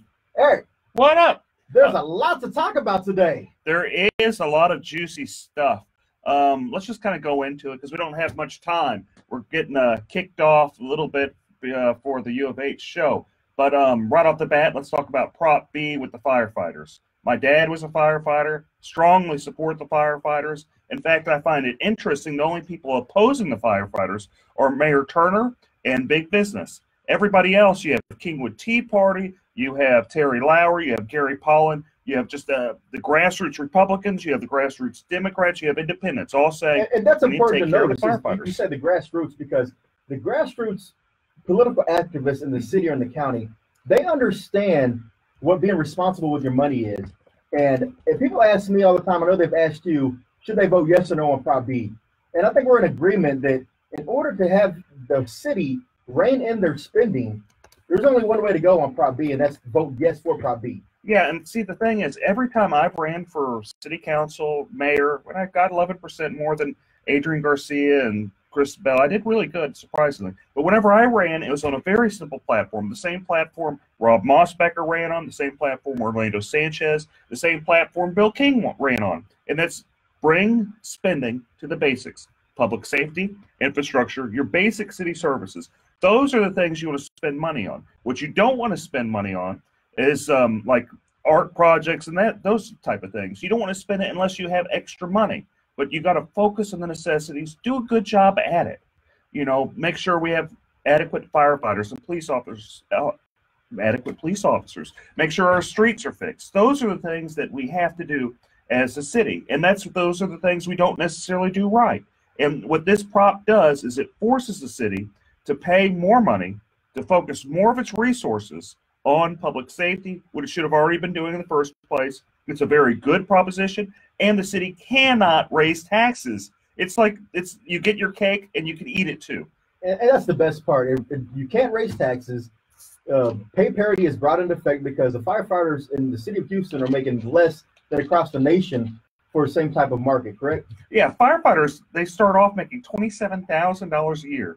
And I just, what I'm always worried about, what I always joke about is if I'm stroking out, I don't want the poor firefighters, they're sleepy because they had to work at Chick-fil-A the day before. And those are serious concerns. Bo, your dad was a firefighter. What do you think? I have to agree with you. If you want to support the firefighters, you need to support Proposition B.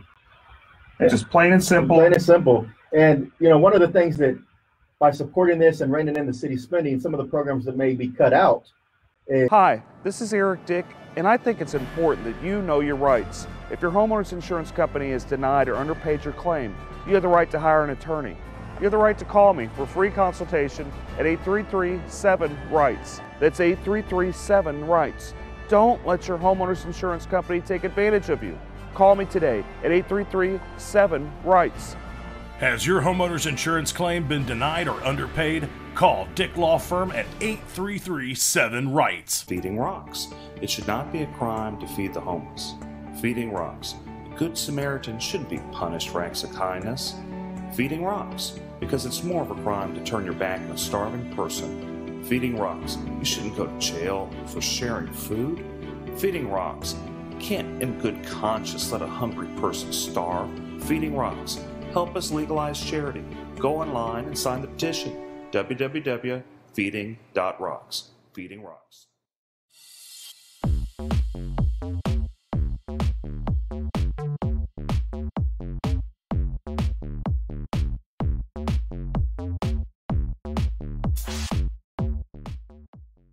Is additional funding being sent to the City of Houston Public Libraries for unnecessary services they're rendering. That's true. Let's talk about one of the things that's being controversial right now, and that's of the drag queen hour at some of the city libraries. Sure. So, just kind of a way of background. I'm not against per se the idea of a drag queen hour. I think it's kind of funny. Like my thought is, why are we doing it necessarily? Why are we using public money for this? And they're saying, no, there's no real public money with it, but there kind of is. The library's kind of advertising it. They're kind of promoting it. They're spending their resources pushing this. And then it kind of gets interesting because you have secular humanism versus non-secular humanism. And these are complicated mumbo-jumbo words. They sound like it. They are. Basically, it's the idea that it's like Christian viewpoints of believing marriage is a man and a woman, that being the idea of a religion, and then non-Christian viewpoints. And the point that you can have these non-Christian viewpoints there pushing this agenda at the library and not be able to have the counterpart there. That's where it's not fair, and that's where I kind of have a problem with it. I think that if people could go there and say, look, marriage is between a man and a woman, this is what we believe, then it kind of evens the playing field. But there's another thing that really kind of makes me cringe is I have two small kiddos, and that's not really something I want to introduce them to if we were going to the library to get books and stuff like that. I mean, we kind of want to avoid it at that point. I don't really want to start having to explain to my daughters why this guy's dressed up like a girl. Now, what do you say to the proponents of this hour to say, you choose to go to the public library, and you could always say, for this hour, I'm not going to go there. Should you have to rearrange your schedule to fit into the City of Houston's agenda as it relates to the drag queen story hour? I just don't think I don't think it's really fair. And I don't think you should have to look at, the schedule whenever you just want to go to a public place and, learn, teach bring your kids to, the library. I'm fine with it being in a private place. In fact, I'd probably go. I think it's at minimum entertaining. I think it really is entertaining. And I think, it brings, I can see the diversity argument, Because the mayor has made a diversity argument saying we have a very diverse city. This is just reflective of our culture. This is reflective of our city. And he sees no problem with it, thinks that it's a frivolous lawsuit, is going to get thrown out. Well, but the city gets sued a lot of times for what they would consider frivolous stuff, like criminalizing feeding the homeless, that's true. all sorts of stuff. Bo, what do you think? What do you think? I never really thought about the way you put it today, Dick.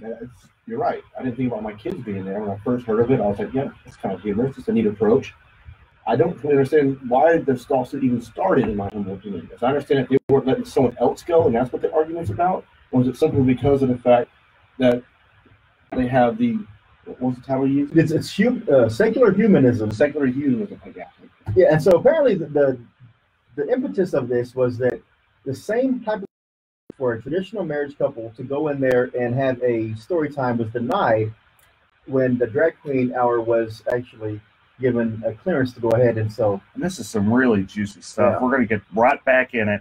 We will, because there are some alternatives to a public library. We'll talk about that when we come back from the break as well. We'll be back. Eric Dick Show. Thanks, folks.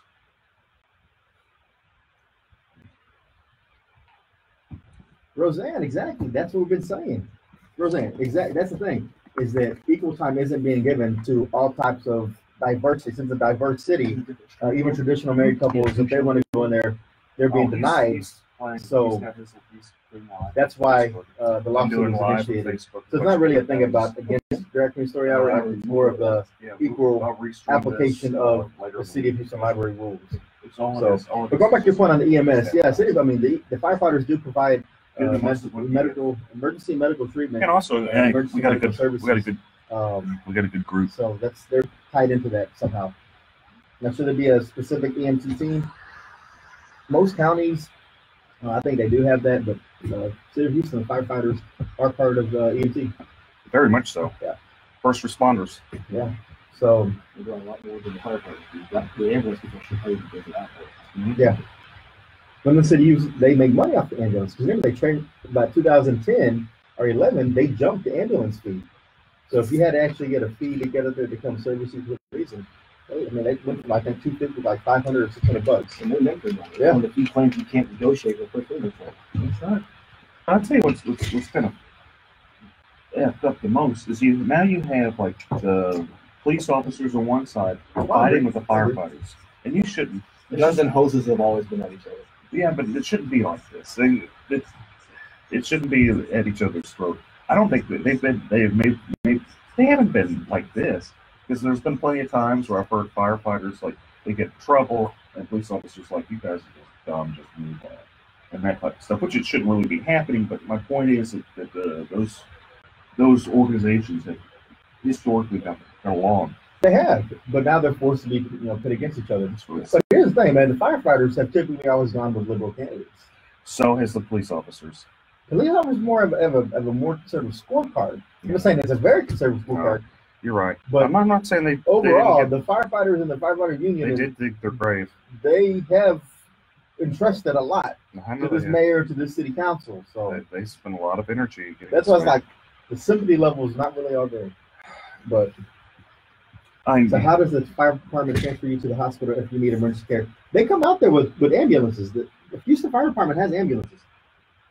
They don't just have fire trucks. They actually have ambulances. And rescue trucks. Yeah. And their own special kind of warfare departments where people are doing high-rise rescues and stuff. Yeah, they don't just put you on a ladder and say, all right, come on, we're taking you to the hospital. Although that would be entertaining to see and watch. Are they sprayed out with the hose a little bit? You thirsty? I see blood. Listen. Spray it down. It's washed it off. You're good. Oh, man. What's redundant? What part is having a firefighter? The fire department is not needed. Well, who's going to put out the fires? Oh, we definitely need the fire department. Oh. They do multiple things. How do you not need the fire department? I don't get it. I don't get it, Chris. How do you not need the fire department? I don't know. I guess the fire department can only do fires and should not be in the business of medical necessities or medical attention. Then what do you do when you stroke out? You better get Sarah jumping in the car, driving you to the hospital. You're stroking out. Don't call 911. They don't care. Or you go to private industry and private entities for your emergency medical needs. I don't know. But if y'all have any type of suggestion or input on that, 713-212-5950. Dick, when we left off, we were talking about the city of Houston and their libraries. And it's going to be interesting to see how this lawsuit plays out. But if people don't feel comfortable going to the library now, they want to read some books, where can they go today that's having their grand opening? Philip Paul Bryant's bookstore, PPB. Philip blows me away with his level of enterprise. That guy, he has so many different businesses, and they're all fascinating businesses. He has his bookstore that's just opening, and books are just dirt cheap, and it's a great chance. This is kind of like a little hidden gem that you want to support, because you can go get books $2, $3 that you normally would pay $5, $6, $10 somewhere else. There's some $20 books. I was there earlier. Again, it's 3314 Lyons Avenue. It's called Phil Paul Books. Great opening today. They have kids' books for $2, over 15,000 books for under $4. And if you want a great opportunity to get some books for real cheap and support the community at the same time, check that place out. Philip does a lot of cool stuff. He does the backpack to Fifth Ward, every year where you have a lot of great family law judges that are up for re-election, like your Sherry Dean, all those folks. Alicia Franklin. Right there. James Lamborghino. Mm-hmm. And that's the thing. Voting is taking place right now. If you have not voted, you still have this weekend and as well as next week to the Friday at 7 p.m. to go out and early vote in Harris County. There's rumors there's a lot of irregularities going on this year, and it's more or less people are saying, you know what are you going to do about it? I'm going in. I don't care if I have ID. I don't care if somebody's helping me vote. What are you going to do to stop me? What are they going to do to stop irregular voting and voter fraud? Not look at the party because there's too much corruption. I mean, one thing I wanted to talk about, because there's this Fast and Furious show here, is I saw HRBC's endorsements, and I'm just appalled. This organization, who the chairman is the financial chair of the Harris County Republican Party, it's endorsing Democrats. And not only is it endorsing Democrats, it's kind of a sexist organization. This is a big business organization. They're refusing to endorse Erin Swanson, who's this young gal. She ousted a corrupt incumbent, Teresa Chang, who's just an incompetent judge. And they're so mad at her for doing that. And they're mad that she's a young, attractive woman. They are not endorsing her. And what I find just so appalling is I'm convinced that if she was a man, they would endorse her.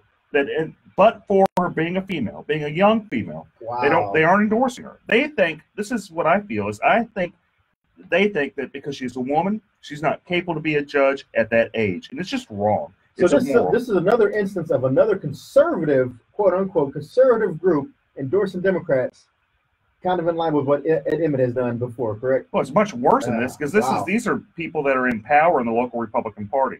And there's a lot of this is just big business, just buying stuff. When they cry about pay for play, and Terry Lowry, who's not pay for play, by the way, they cry about that. Big business does it all the time. They pour hundreds of thousands of dollars. I remember there was a chairman race with the local Republican Party. They spent $500,000. And the person that ran against their incumbent spent $5,000. Barely lost that race. Just barely lost. Too much money being wasted right there in local politics. But again, if y'all haven't voted yet, get out there. Voting is important. Elections matter. So vote early, vote often. Let's go to our guest. Yeah, today's guest speaker we have today in the studio is Houston local attorney Bo Bowen. Yes, sir. Hi. Thank you all for having me. And so, Bo, interesting background you have. You are former military. Yes, sir. Navy. And then currently you are in the process of training to become an American Ninja Warrior. Which is awesome. You're American Ninja Lawyer. Yeah, and that should be your new marketing gimmick right there. You can pay Dick the residuals on that. But what does a lawyer, someone who has, you have two daughters, right? Yes, sir. 8 and 3. Edwin and Karis. Hey, girls. There you go. Hope they're listening.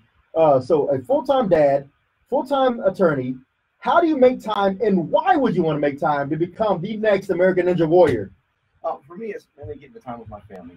Me and my daughters have daughter date nights up there at Iron Sports Gym off of 1916 Cutting Road, which is where all the top ninjas train here in Houston. There's nothing better than having your daughters tied off to you, hanging from the ceiling. You're the one letting them down. You're the belay man. That trust, that bonding, you can't get anywhere else. Hey, so can you do ninja rolls, like true ninja rolls, where you back it up and then just do a backflip, front flip? I can now do a forward roll, not a backflip just yet. I'm still mastering the lache. That's where you take your body and you throw yourself forward and you catch things. I'm still at the very, very basic levels. I'm no Daniel Gill yet.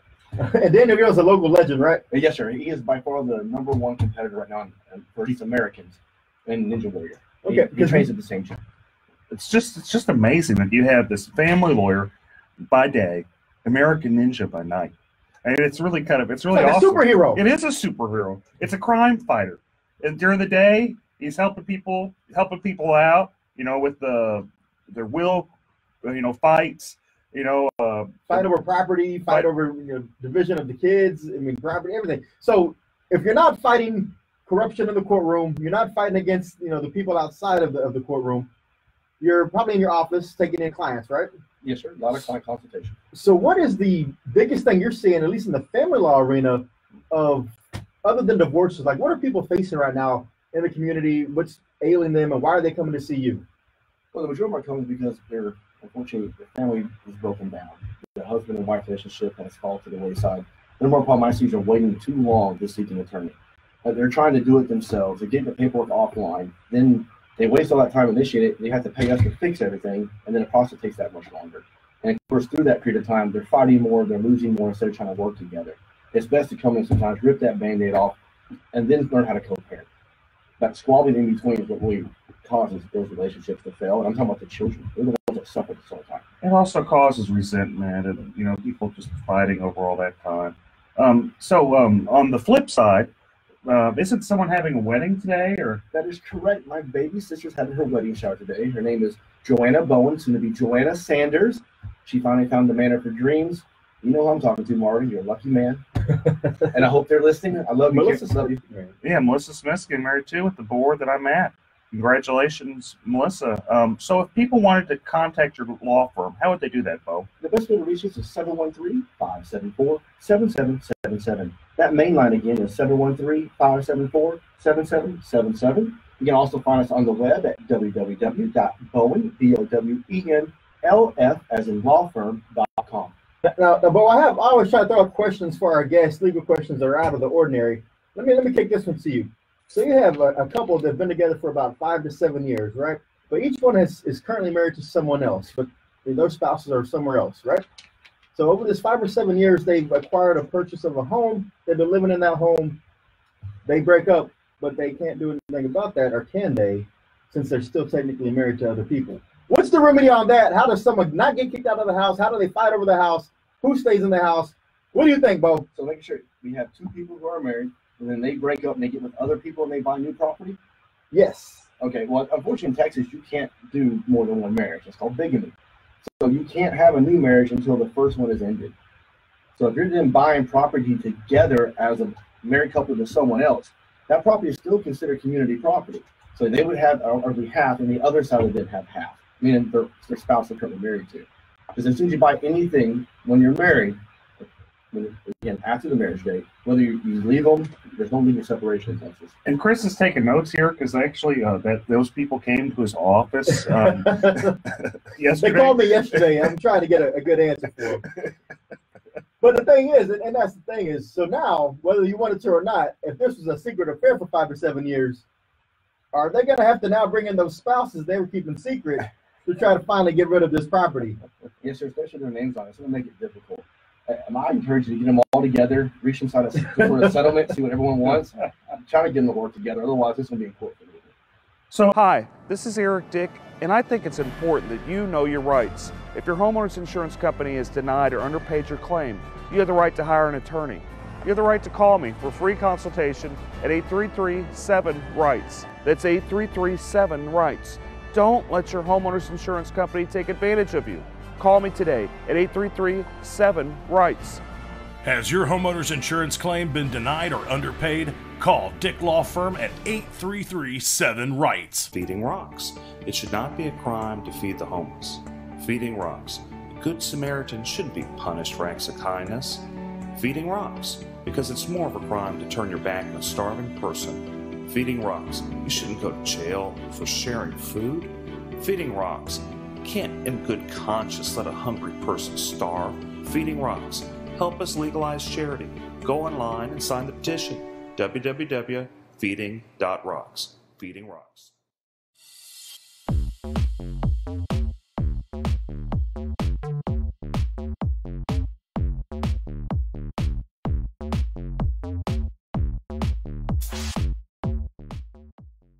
And also, is it a formal marriage or is it a common law marriage? Because, you know, common law is a little bit interesting than it is in a formal marriage. Well, common law or informal marriages, as defined out in statute, the number one thing you have to look at is, was there an agreement between the parties? If the parties had an agreement to be married, we're done. They're going to say it and move on. But isn't there a statute of limitations, or is there some type of, after some point in time with the common law marriage, is it not presumed, or is there some type of... There's no, you can be together for 100 years, together for 2 years. It really depends on the parties themselves and the totality of the circumstances. Number one being the agreement amongst the parties to be married. And then they have to also do something to, you know, show the agreement, usually like a ring or something like that. Hold themselves out is another big one. That they file income tax together, hold themselves as married to a government agency. That's a good indication they were married.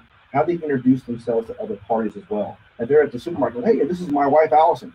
They just held themselves out as being a married couple. If the wife doesn't say anything, should be assuming they're married, and so will everyone else, including the court. And so if they want to go ahead and wind down that marriage, even though it's considered common law, they still have to go through the formal process of a divorce at that point, right? Correct. Yes, sir.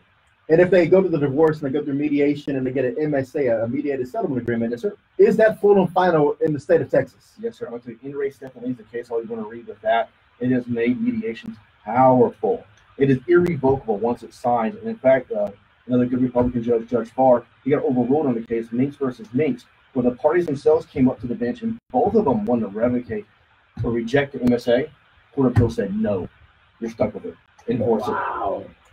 Well, there you are. That's tough. Be careful when you go to mediation, and don't try to back out. Be serious. And if you go through mediation for any type of homeowners claims and it's unsuccessful, or if you go through the appraisal process and it's unsuccessful, or you go through arbitration and it's not binding, well, you can always hire a Dick. That's Eric B. Dick.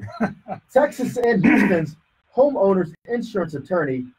Eric, how's it going over in the insurance field right now? Any cases coming up? Oh, there's a lot of cases, man. I've represented a whole ton of people from Hurricane Harvey, and what I've been shocked with is the majority of the people I've represented, they've been underpaid. And when I say the majority, like I've represented thousands of people, and it's just sad seeing, you know, how the level of people have been underpaid. Some of them have been underpaid like $10,000, $20,000, $30,000. So I do everything I can to get them paid right. Folks, this has been a good time. I'm going to have to see you next week. They're cutting me off. They're saying no more free advice. Eric, you've given out too much free legal advice. No more. Cut it off. It's because Eric Dick will protect you in the fight against homeowners insurance or any type of insurance company. Make sure you call Eric B. Dick at the Dick Law Firm. Thanks to our guest, Bo Bowen. Thanks, producer Shannon. I'm Chris Carmona. Eric Dick, take us away. Thanks, folks. See you next week. Thank you, producer Shannon. Bye-bye, folks.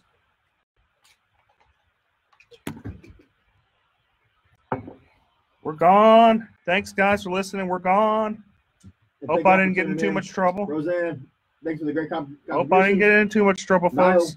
You have a good one. Thanks for your contribution as well. Shelly Rogers, thank you for your contribution again. Hi, this is Eric Dick, and I think it's important that you know your rights. If your homeowner's insurance company has denied or underpaid your claim, you have the right to hire an attorney.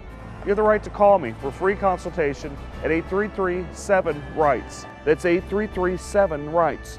Don't let your homeowner's insurance company take advantage of you. Call me today at 833-7-RIGHTS. Has your homeowner's insurance claim been denied or underpaid? Call Dick Law Firm at 833-7-RIGHTS. Feeding rocks. It should not be a crime to feed the homeless. Feeding rocks. A good Samaritan shouldn't be punished for acts of kindness. Feeding rocks. Because it's more of a crime to turn your back on a starving person. Feeding rocks. You shouldn't go to jail for sharing food. Feeding rocks. You can't in good conscience let a hungry person starve. Feeding rocks. Help us legalize charity. Go online and sign the petition. www.feeding.rocks. Feeding Rocks.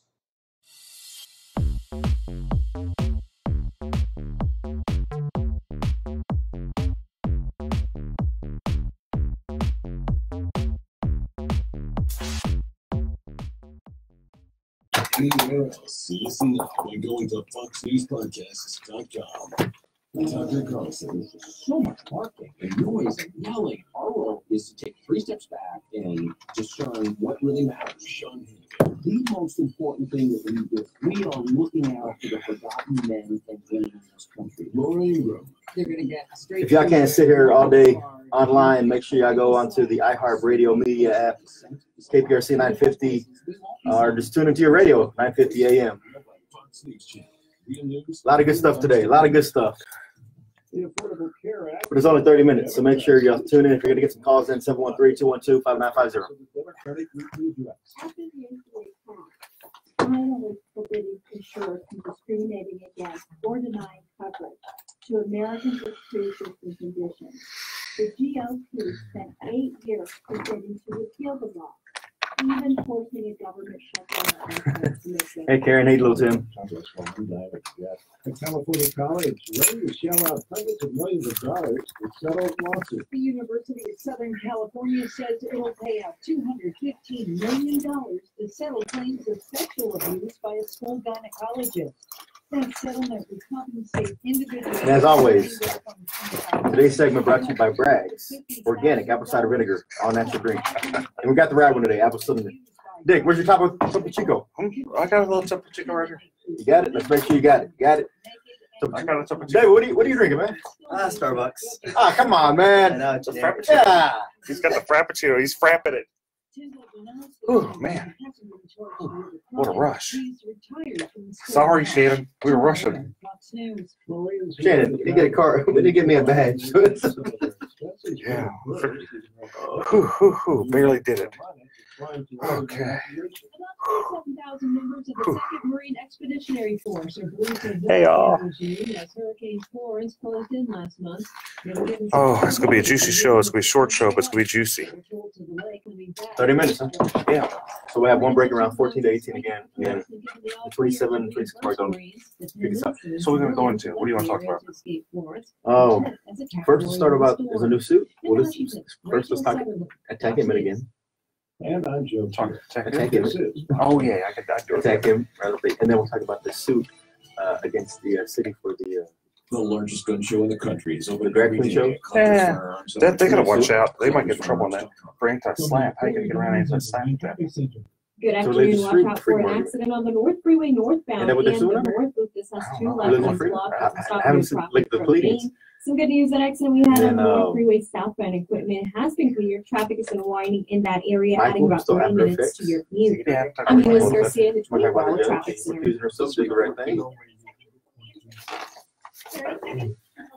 Okay, cool. And pizzas count for a limited time. And then we'll talk about Sylvia some more. Yeah, we do need to talk about Sylvia, though. We got the rest of the affidavit, and we can talk about the Chronicle's hypocrisy because they endorsed her after being one of the lead publications on this Me Too and Kavanaugh stuff. Go to Danny and his practice. Take a break from After the first break, we're going down. After the first break, we're going to you with the about immigration law and how it ties in. Right here.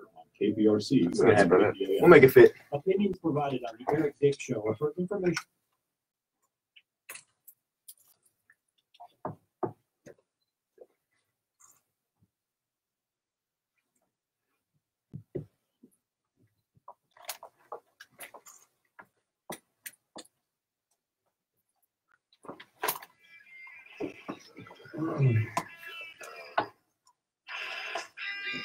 See, they've never heard the intro on Facebook streaming.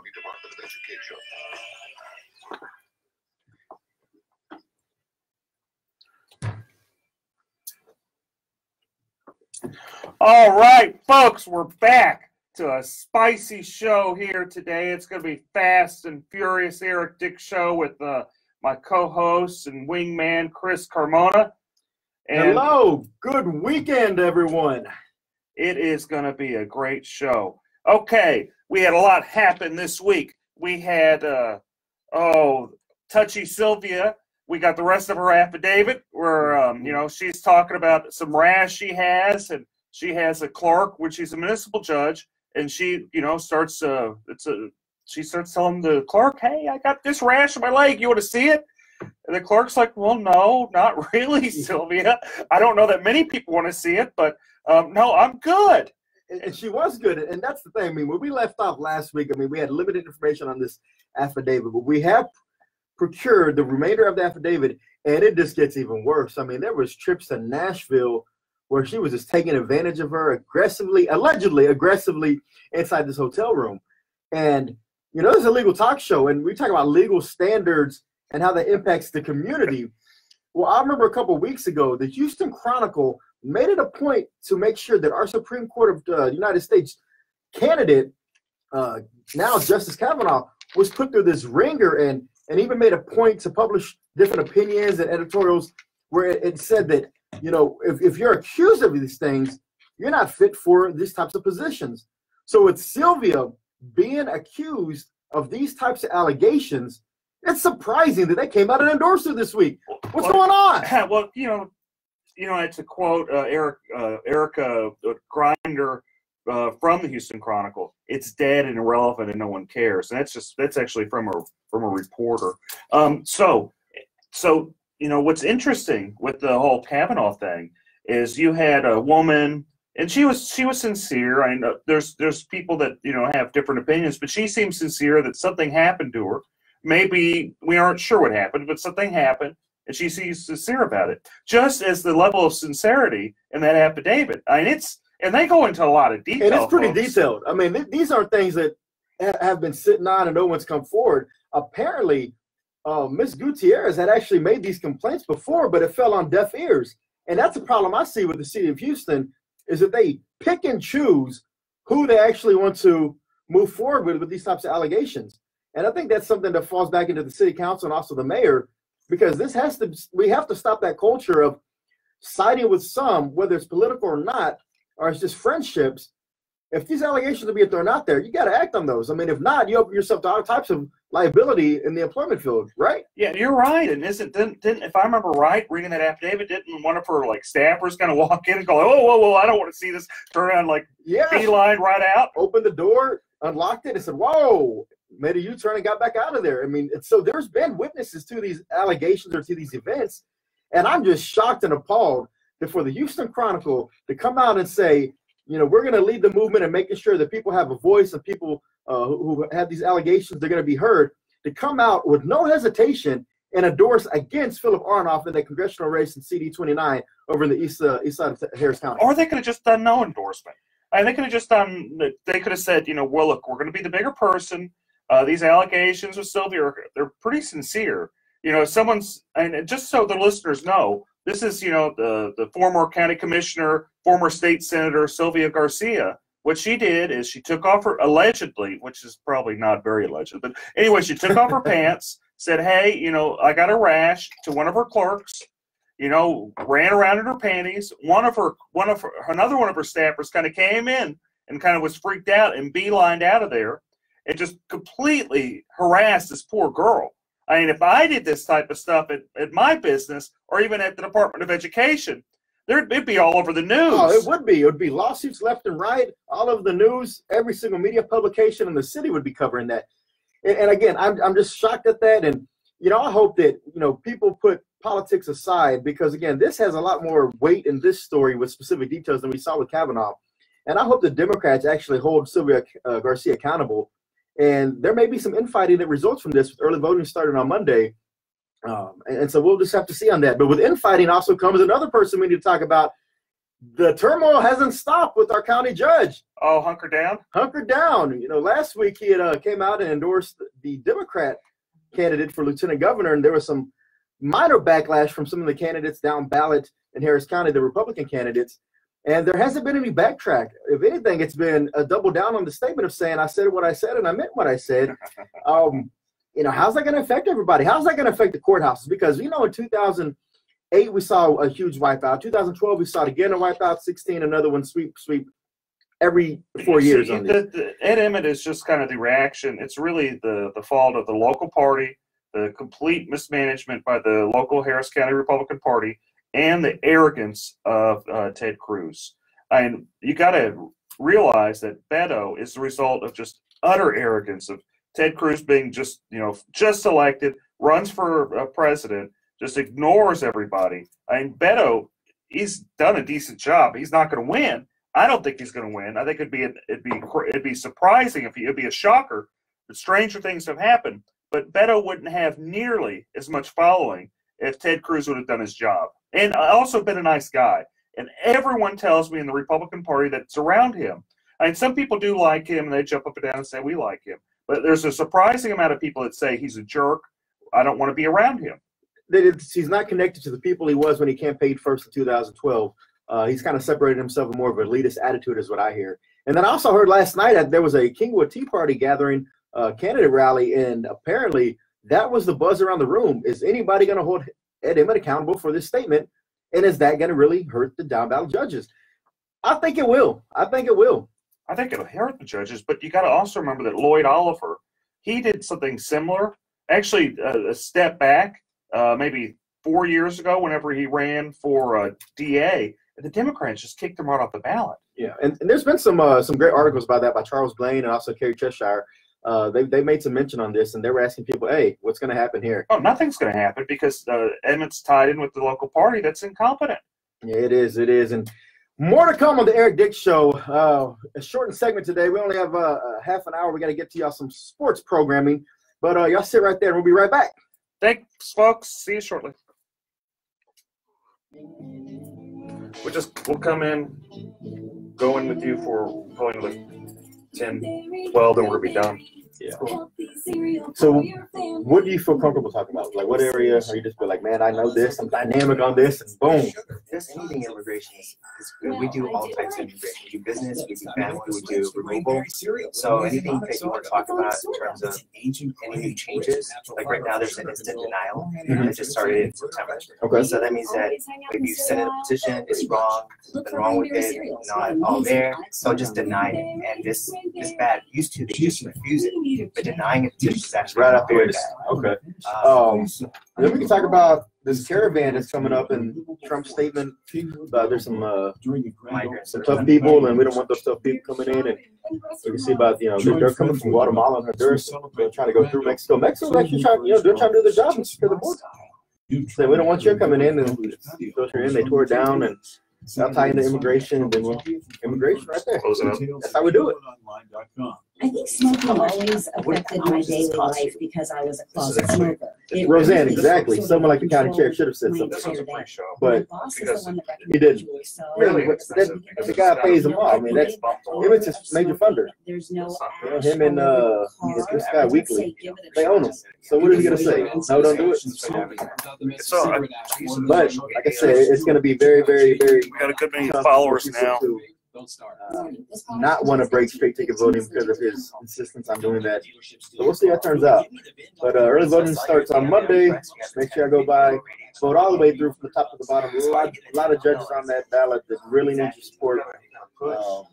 It's not a smart idea just to always hit straight ticket if you don't feel comfortable with all the candidates. Beto, fake Mexican. Is he really a fake Mexican, or is he just using the name to try to trick people? What kind of fires was he putting out? Like, what was being said to try to mitigate that damage? I mean, could you really mitigate that? Unless maybe to show some poll numbers, like the current poll shows, even with that statement, we're still up about 15%. Anything like that? He speaks his mind.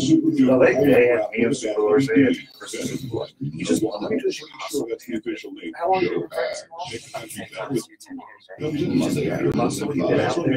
spread around? 9.2, but it took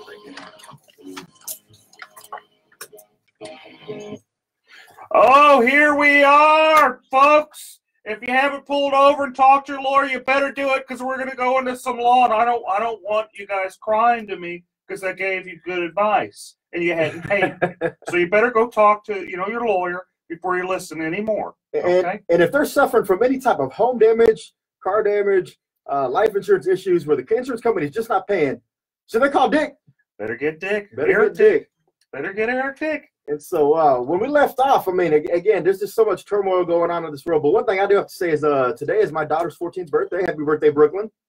My mother and sister's birthday. I was about to say, you have a family of birthdays today, too. And it's Mark Lanier's birthday. And Mark Lanier's birthday. So October 20th, mark this down on your calendars, everybody. That's a strong day for birthdays to come out.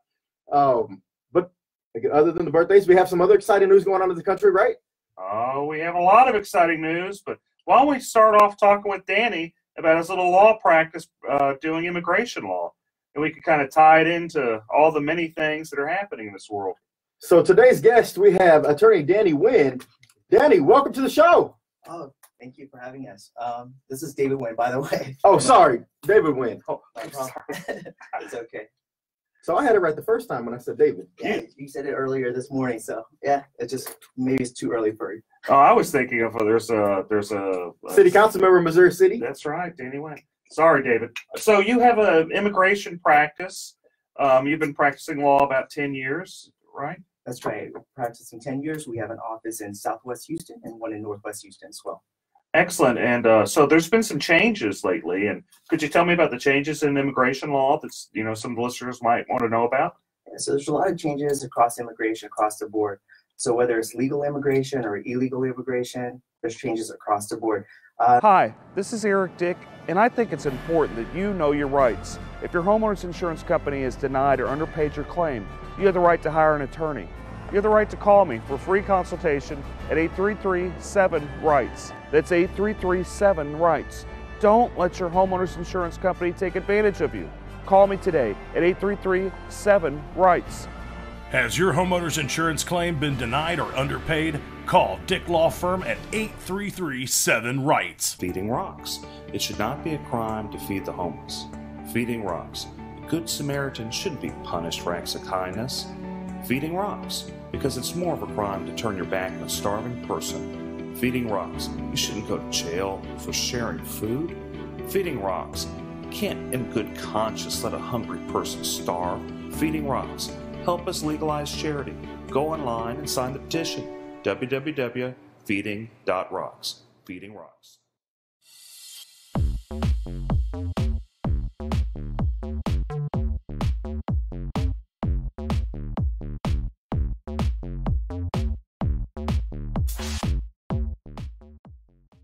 Some of the major changes, instant denial. So starting in last month, in September, if you send in a petition or an application and there's anything that's wrong with it, immigration used to send you a request for more evidence, or they send you a notice of intent to deny and give you an opportunity to fix the problem. So now, no more. They can instantly deny your application. And again, this is not like a rejection, this is a denial. So it looks really, really bad if you're trying to reapply later on.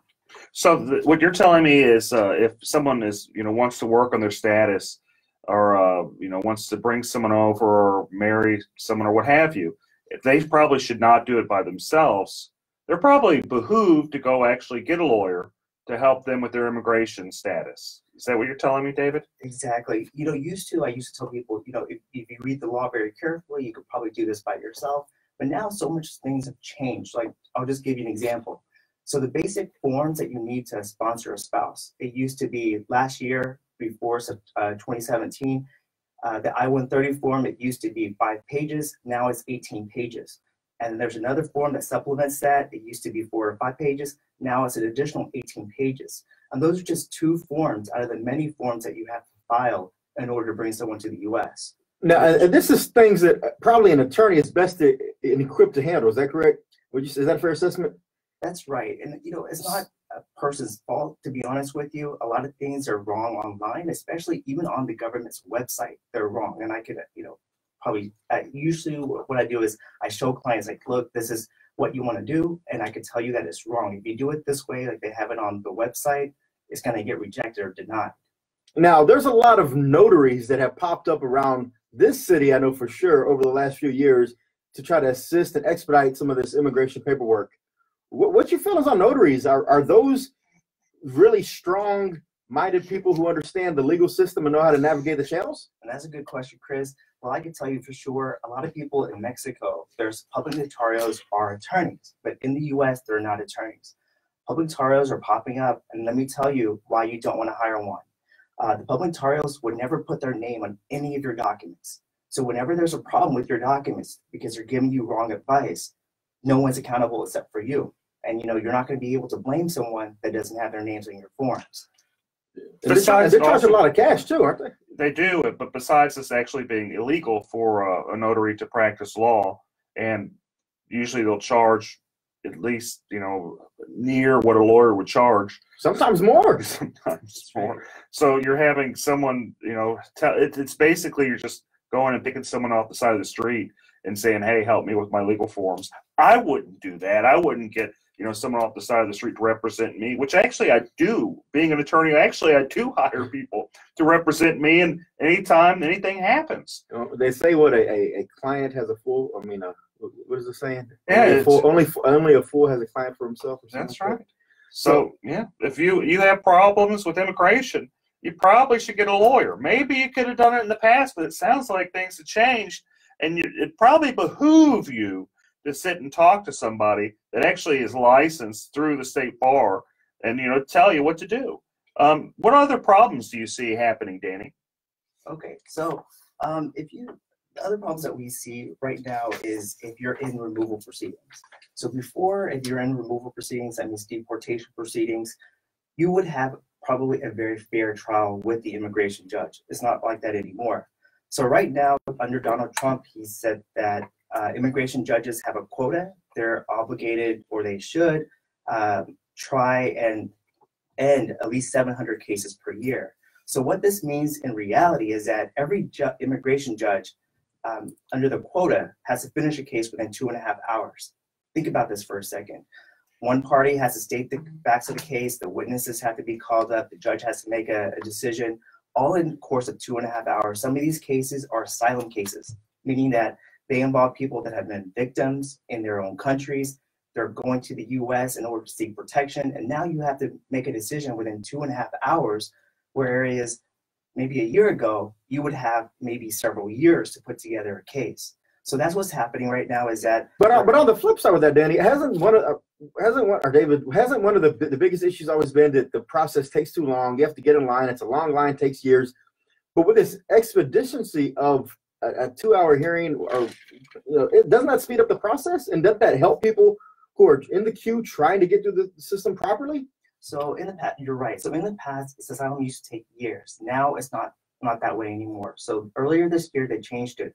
When you apply for asylum today, instead of taking years, you're going to get a notice for an interview within 3 to 5 months. That's very quick. Think about this.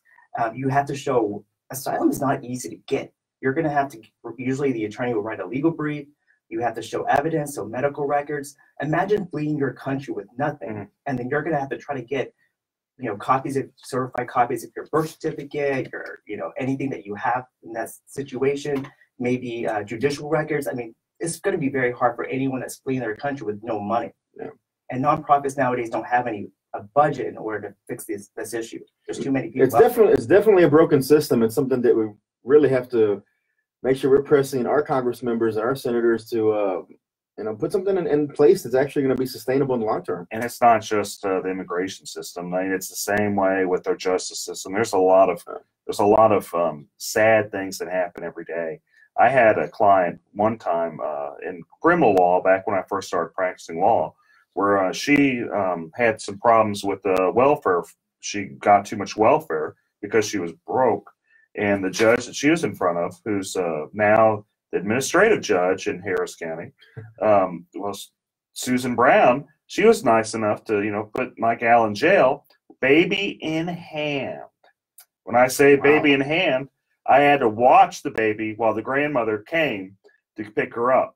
It was training for you, Dick. It was training for you. That's training. But we want to talk about injustice. There's a lot of injustice to go around, a lot of injustice in different spots. And it's been going on a long time, and I imagine there always will be injustice. Yeah, real quick, David. There's a huge caravan coming through Central America right now, going through Mexico, trying to get to the United States. Will they make it? And if so, are they going to be turned back around under this new policy provisions? What happens to them?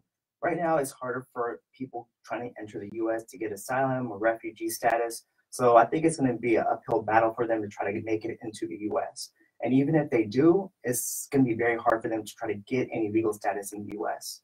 So it's very hard. We're turning away people that are actually fleeing their country. Some of these people, yes, there's always people that will try to, go past the system that do not qualify. But you have to understand there's a huge vetting process to make sure that their alibi sticks. There's multiple interviews to make sure they have a credible fear. But if you have a group of 1,000 people coming in one time and saying, we just got bombed in our neighborhood, shouldn't their stories all match, and wouldn't that be considered some type of evidence that could be used in the process? So just like you mentioned earlier about the Kavanaugh hearing, when people experience trauma, they're gonna remember different things. And so when you have a child versus an adult, they're gonna see different things, and that's why it takes a lot of work in order to gather the story to make it make sense, because every person's story is going to be a little different based on their experience. Well, I think it just goes to show that you're always probably doing right whenever you have legal problems to go and get an attorney. The system's always going to change under whether it's Trump, whether it was going to be somebody else. The system's going to change. Whether it's good or bad, it always remains to be seen. It's fascinating how government works and how consequences for actions happen. Plenty of times they're inadvertent. This could be a good thing. It could be a bad thing. Only time will tell. But what is important is while they're going through this process, if they're serious about it, they probably need legal help. They do, and that's what we're here for, is to try to make sure we guide people to make sure they're getting legal help in any type of situation they're in. And David Wynn, thank you for your time today with talking about immigration. And if anybody needs to reach out to David, what's that phone number? It's 281-777-1236. All right, thank you, David. Yeah, so is there anything else we need to go through in this fast and furious? Absolutely. You know, again, anytime you're facing an insurance company, whether it's a car accident, a personal injury that happens, you slipped and fell, or you got flooded or hail damage, and the insurance company does not want to pay, you got to make sure you have someone on your side who's going to fight for you from the beginning to the end, and is going to take the insurance company to task. You know what I found amazing is I've represented like thousands of people, and when I say thousands, like 2,000-3,000 people. And out of those thousands of people I've represented, I'd say 98-99% were underpaid on their claims. It's just kind of fascinating that so many insurance companies just underpay claims, and they pay big money to to government through lobbyist organizations like Texans for Lawsuit Reform to buy people off. But I guess that's never going to stop. You're always going to have stuff like that, and that's been going on since governments began. Is you have special interests. And it has, and as long as there continues to be special interests protecting the insurance companies, it's important and critical that you have an attorney fighting on your side, and that's where homeowners insurance lawyer, attorney Eric Dick, comes in. And again, if you're getting in that legal situation, don't get mad, get Dick. Good to be back again, folks. I'll see y'all next weekend, or I won't see y'all. I'll talk to you next weekend. And make sure that we haven't always said this, but we got to send a huge shout out to our producer Shannon. See y'all next week. Thanks, producer Shannon. Have a good one. Barely did that one. That was a rush. Hey, send me some business cards. Maybe I'll hand it out. I have a business card wall. Yeah, guys. Again, sorry for the short show today, but we'll be back on. We're good next week, right? I'll put this on. I think we're good next week. But we'll let y'all know. Yeah, have a good one. It's on Twitter. It'll be on Twitter later. Okay. Bye, folks. Thanks. Hi, this is Eric Dick, and I think it's important that you know your rights. If your homeowner's insurance company has denied or underpaid your claim, you have the right to hire an attorney. You have the right to call me for a free consultation at 833-7-RIGHTS. That's 833-7-RIGHTS. Don't let your homeowner's insurance company take advantage of you. Call me today at 833-7-RIGHTS. Has your homeowner's insurance claim been denied or underpaid? Call Dick Law Firm at 833-7-RIGHTS. Feeding rocks. It should not be a crime to feed the homeless. Feeding rocks. A good Samaritan shouldn't be punished for acts of kindness. Feeding rocks. Because it's more of a crime to turn your back on a starving person. Feeding rocks. You shouldn't go to jail for sharing food. Feeding rocks. You can't in good conscience let a hungry person starve. Feeding rocks. Help us legalize charity. Go online and sign the petition. www.feeding.rocks. Feeding Rocks.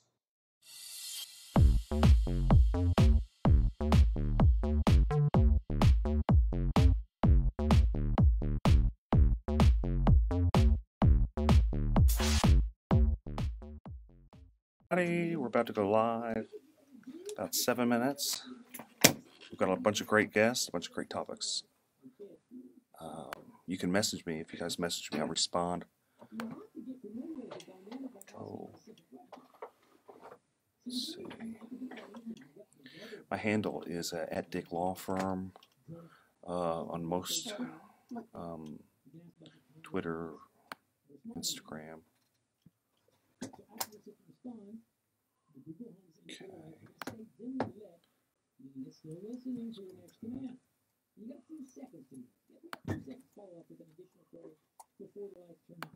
You're doing your live stream too?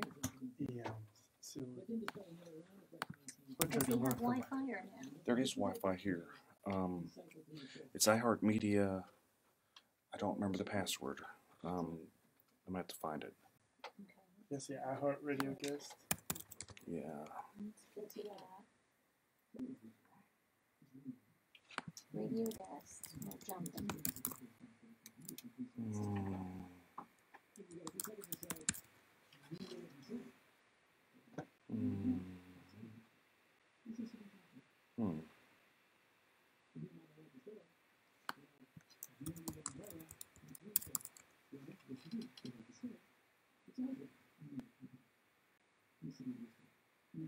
I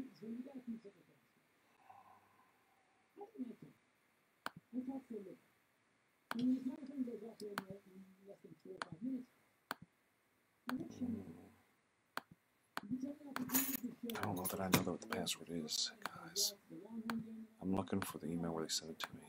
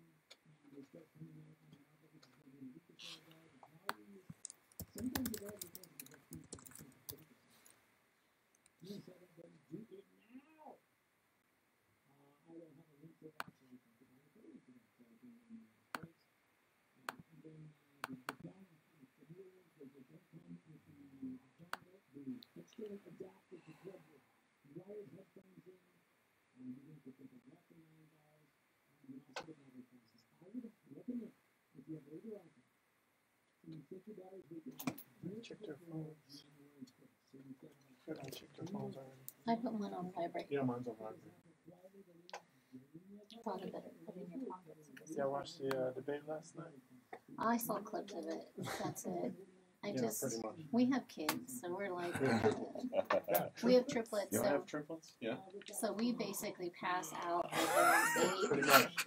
It's work, take care of kids, and sleep. Yeah. When you When can. they go to bed, we clean, do all this stuff, and then pass out. 2.5. Alright, at least I wait till they go to bed first. So. Before we pass out, that's a good thing. Well, we do CPS work, so we Kind of know a necessary requirement. it's kind of a necessary requirement. Wow. So they exhaust us. Yeah. Basically. Yeah. Is that the only thing? That's all. He Oh, says we yeah. can't have any more kids. Well, I understand that. Isn't that mean? We just knock them all out in one while. People say that. It's not quite as amazing as you would think to knock Yeah. them all out in No, one shot. I definitely see the benefit of.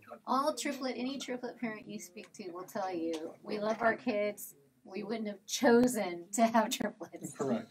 That's like Octomom type thing, Right. thinking. Yeah, we're more of the, we're happy we had 3 kids, yay. But Are they all girls, all boys? I mean, cried. you gotta get your boy, man. Nope. I cried. As I told them, no one's gonna love me. I said they're gonna love Daddy. Mommy will do everything, and Daddy will get the love. 3 girls? 3 girls. Oh, did you find a Wi-Fi password or no? I didn't. I couldn't find it. I looked. I didn't see it. Do you think your engineer knows it? You're gonna have to ask her. We're about to start though. Okay. We're gonna be able to talk about CPS a little bit as well. Well, he does some CPS and I do, but I'm not talking. So. Okay. Well, you record at least, and then I can give my perspective. It's already on. Every Sunday from 5 to 6 p.m. Right here, KPRC, 950 a.m. And now, the worst commercial ever. Hi, I'm Justin Galvin, retired athlete from the local ball team. So I know a thing or two about insuring a landscaping business. I trust the pros, commercial auto and business insurance through Progressive. Get customized insurance solutions over the Grand Slam home run for you. Restroom. I'm running. Whereas commercial auto and business insurance through Progressive is agent. To the left. To the left. So I just discovered DazzleMe.com. It's a totally addictive new jewelry site with big name luxury brands. And you know which ones I'm talking about. Only a fraction of the price. I'm going back on DazzleMe.com tonight. Maybe doesn't necessarily work. Okay.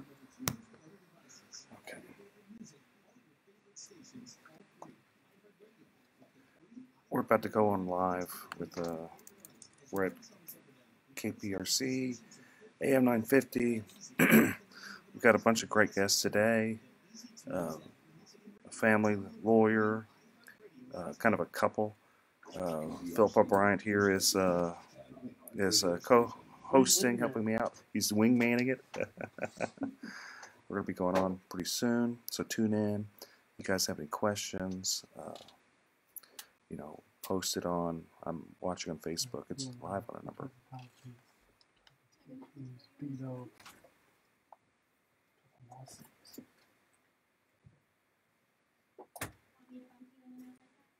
That's fine.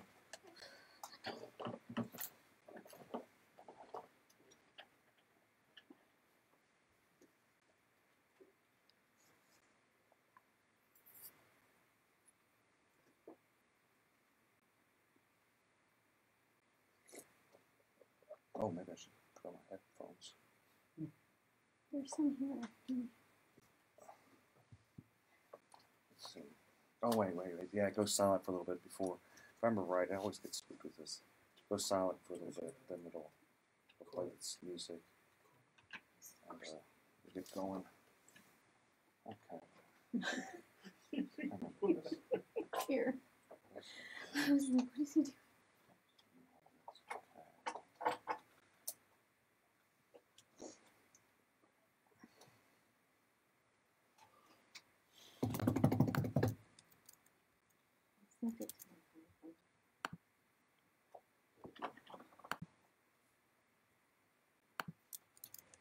I didn't know Bill had a DWI. You mean Bill? Oh, Beto. Beto. Didn't he have someone like his dad that was a judge covered up or something like that too? Didn't get his dad last night. Very well could be. That'll make for some, That's gonna be some good radio. You guys getting a preview of what we're gonna be talking about. Juicy, only the juiciest here.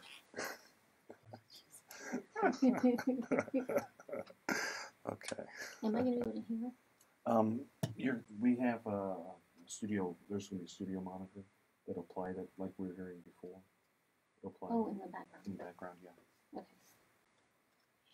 If there's a good family law question, can she answer or does it have to be me? I don't mind. Y'all can both answer. Okay. There should be a mic right there. That might still be on. There should be both mics on. But No. Those criminals definitely are on. Well, if he says for me to do it, I can push mic on. Yeah, just hold on.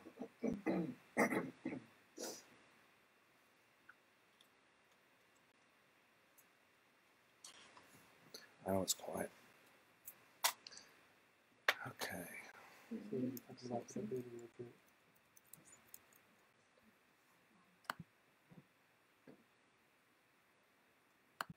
This was a million and then Rodriguez. Then it's been live at AM 950.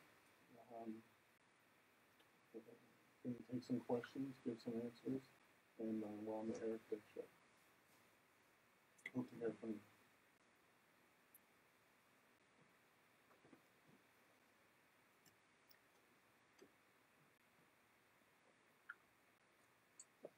Okay, I know it's a little quiet. I know.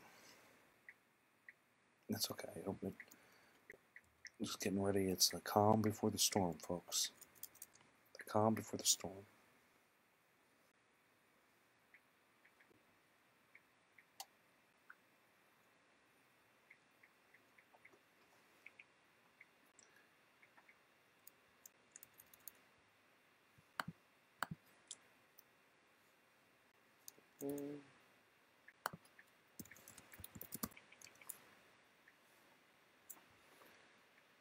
Okay.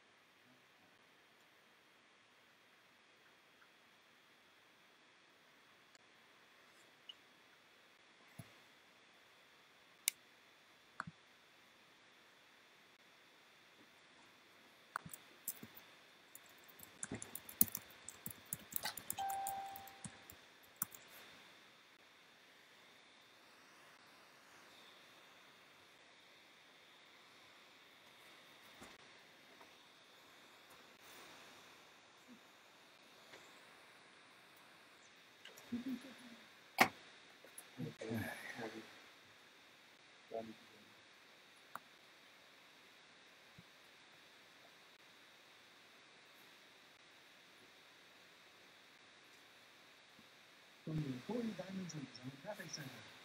did have an accident working on the outbound side of the freeway. We put recount to the captain up into the downtown area. It's not cleared, but things still might be slowed up in line. We do have construction delayed outbound on the Southwest Freeway, approaching West Loop, but now back up to the Freeway.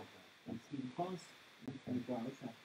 Adjust that. This report is The headphone volume there too, it's too loud. this month of participating in Napa Enterprise stores, 5 jokes at over 1 person got a neighbor. Okay, we'll get ready to go on. Minutes, folks.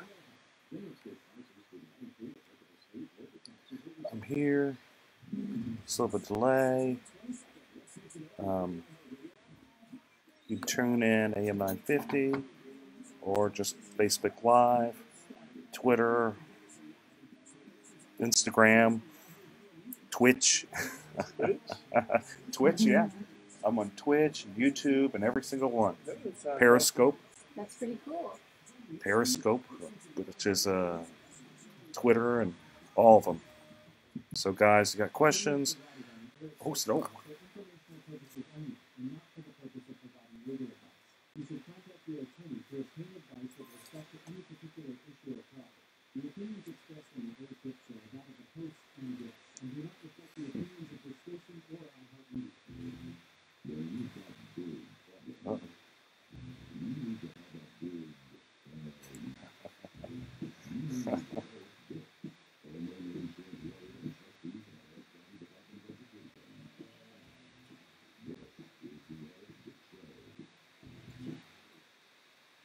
Whoa, I'm back again, back for more. Oh boy, and I've got a number of great guests today. We got a lot to talk about.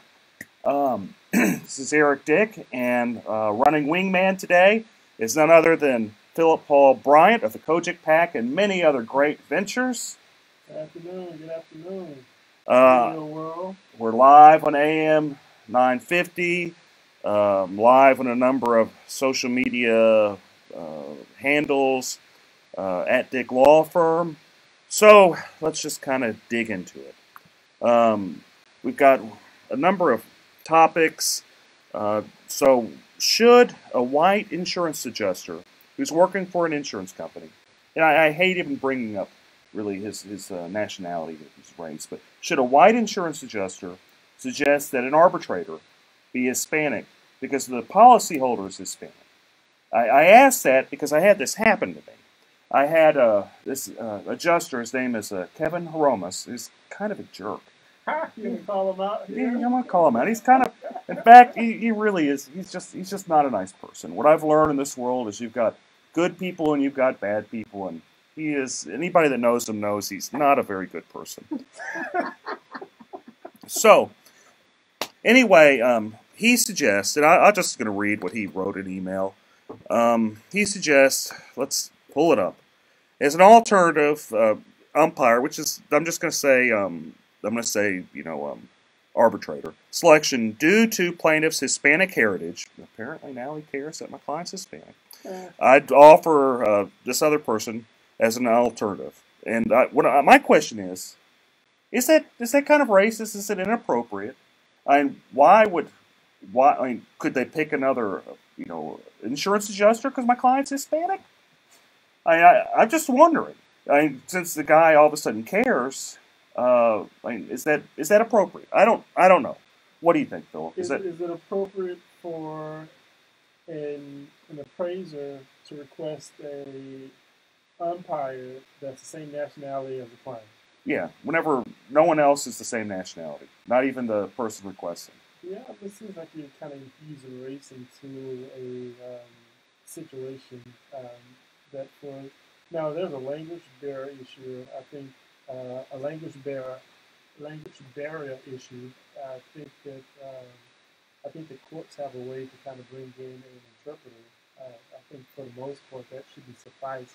I don't necessarily think that it's about a jury of your peers at this particular point. If your peers would be the same nationality, I think it's more so about making sure that you have an arbitrator that understands the law, the rules, that guide the policy, and kind of go from there. It shouldn't necessarily be based on a race. I know a lot of people may feel a little bit more comfortable, perhaps. I know if I'm in court, if I have an African American judge and I'm African American, I may not necessarily get special treatment.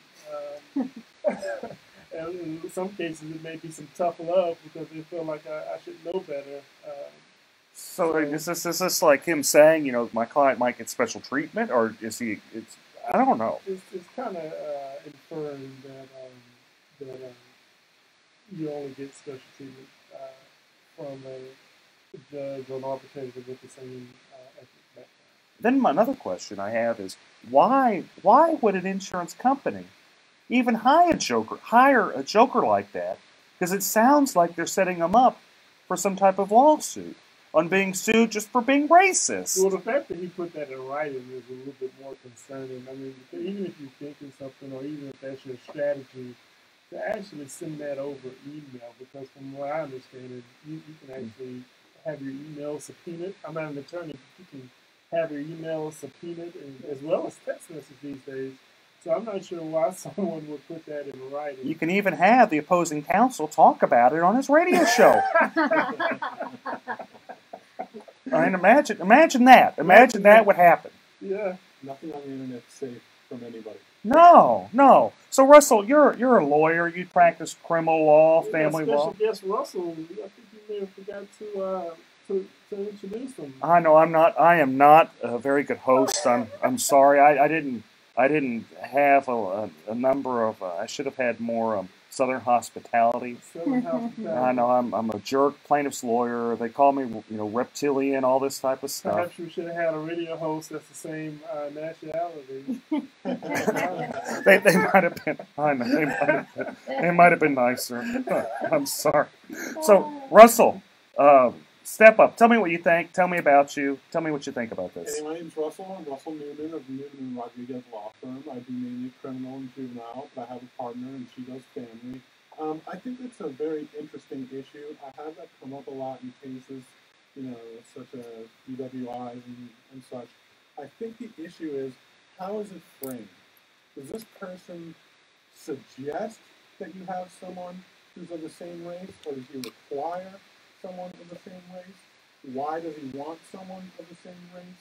I think there's issues there within that have to be answered. I don't on its face love the idea, no, I don't.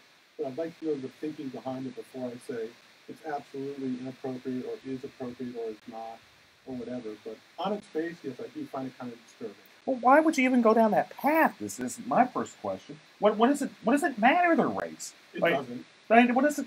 I mean, I'd hope in the current arbitrator's former county attorney, Michael Fleming, who I can tell you personally, I could go up to him and tell him what I think, and he's going to say he don't care. He's going to make his own decision because that's just how he is, period. And they just, I guess they'd rather, I don't know. It just seems. Hi, this is Eric Dick, and I think it's important that you know your rights. If your homeowner's insurance company has denied or underpaid your claim, you have the right to hire an attorney. You have the right to call me for free consultation at 833-7-RIGHTS. That's 833-7-RIGHTS. Don't let your homeowner's insurance company take advantage of you. Call me today at 833-7-RIGHTS. Has your homeowner's insurance claim been denied or underpaid? Call Dick Law Firm at 833-7-RIGHTS. Feeding rocks. It should not be a crime to feed the homeless. Feeding rocks. A good Samaritan shouldn't be punished for acts of kindness. Feeding rocks. Because it's more of a crime to turn your back on a starving person. Feeding rocks. You shouldn't go to jail for sharing food. Feeding rocks. You can't in good conscience let a hungry person starve. Feeding rocks. Help us legalize charity. Go online and sign the petition. www.feeding.rocks. Feeding rocks.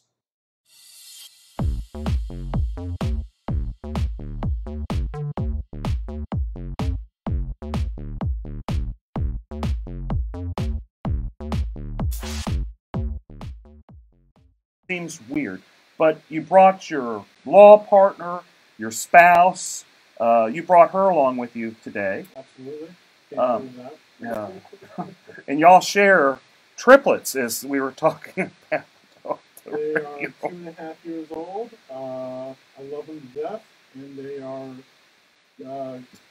hastening my death at the same time too, probably. Well, that's you don't really. These are your first. First and only.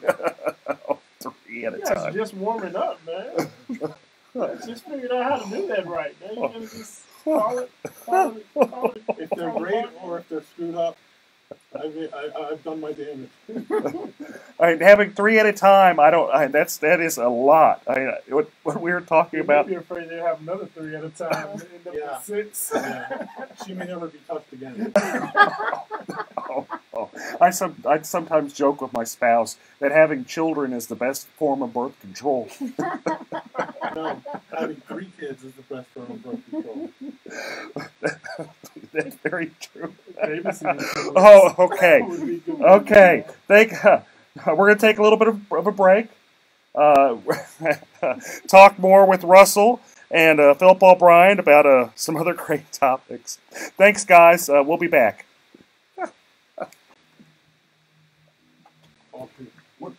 What's your last name? Cynthia. Okay, Cynthia.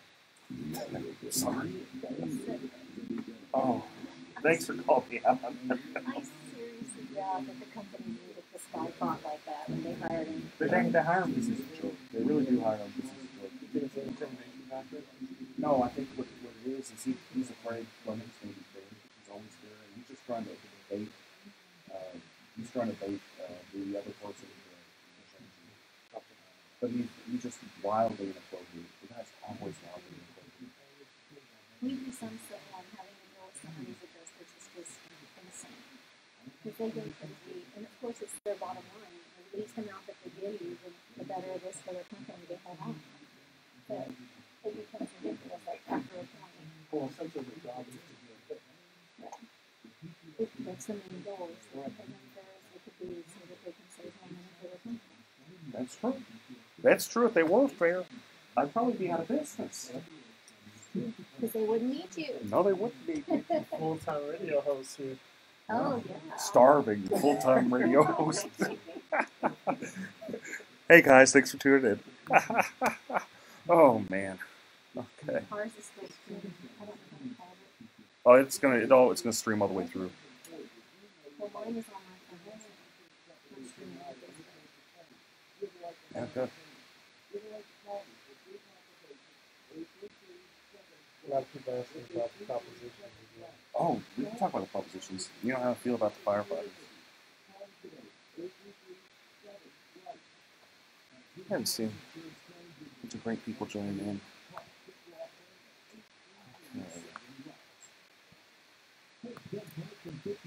Oh, man, we got a great crowd. Okay. Oh, so now let's go back.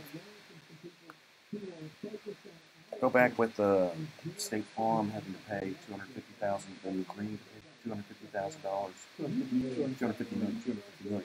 A little too $250,000 in the $250 million for Judge Dixon.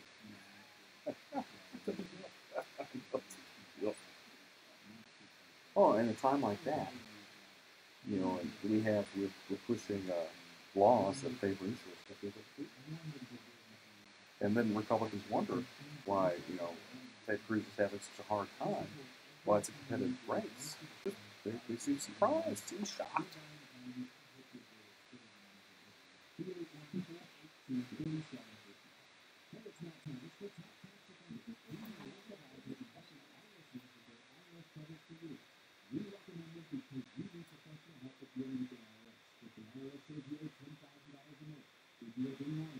You can pretty well set up the background.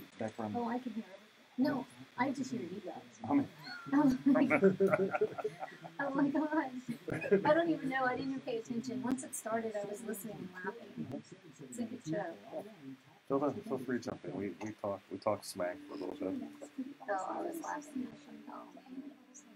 I'm still, to be fair, I have 2 kids, a 5-year-old and a 2-year-old. I can just imagine having 3-year-olds, 3-year-olds? 2.5. So they're doing the Trouble Twos right now? Oh, yes. Okay. I'm back with Eric Dick on my little show we got here with Philip Paul Bryant running shotgun. We've got a great law couple, Russell and Cynthia. Was it Newman? So then we're talking law and politics, because that is just the most fun stuff to talk about on a Saturday afternoon, folks. It's just great. Okay, so what I saw in the news some time back is State Farm agreed to pay $250 million, not thousand, not hundred, $250 million. A quarter of a billion. Quarter of a billion, and the allegations were that they fixed the judge. When I say fix the judge, there's an underlining case, and they got that judge kicked out to get another judge that they pretty much paid for to kick out a meritorious case, and they got sued over that and settled it for $250 million. Yeah, this was Illinois. You know how they do Chicago politics style, right? I think it was the state Supreme Court. From what I saw, it was a state Supreme Court case. A judge was originally, I guess he was an appellate judge in the circuit court for a little bit, and then I guess when the seat came open, they threw looks like it was about $5 or $6 million behind this campaign. $5 or $6 million with the M. Bigger question is, can we get some of these State Farm PACs to donate to some of our judges? Just kidding. How about donating to us? Well, I think okay. So let's break this down a little bit, because this could go a lot of different ways. So you've got an insurance company, the biggest one in the nation. People wonder why I jump up and down and say, don't get State Farm, it's the worst one. All my newsletters, number one, say, State Farm, they're vindictive. They're going to find any way to take advantage of you. I love their commercials, though, man. I mean, have you seen their commercials? It's good stuff. It is good stuff. You put your heels together and then say... And they're there when they need the money, but whenever it's time to pay the claim, apparently they aren't. They say, too bad, so sad, call your dad, go sue us. And if you get a good judge, then they're going to pay $5 million to kick out that judge to get someone else. It seems like, it looks like there was an original case that I guess the plaintiffs won about $8 billion. And so the case was already won, and it looks like they went back, got this judge on the bench, and allowed this judge to then go back and undo the case. Well, of course. That's pretty gangster, even for Chicago, even for Illinois. That's pretty gangster stuff. Cheaper than paying $8 billion. Yes, just a little. What do you think about that, Russell? What do you think about State Farm trying to fix a judge? We see that going on in Harris County in the criminal courts. Well, I think people think that can happen, but I don't actually see it happening. But one of the questions I have about that is, if State Farm is being called out on this one, how many times has it happened in the past? That's a great question that I would have about this problem that's presented in Chicago. I see it every day, folks. I see it all the time, every day, with State Farm. So I'm just going to tell you about it. If State Farm does you wrong, you hire an attorney, you sue them, your choices are take it to the box or walk away. And that's kind of, they don't care. They make you try cases.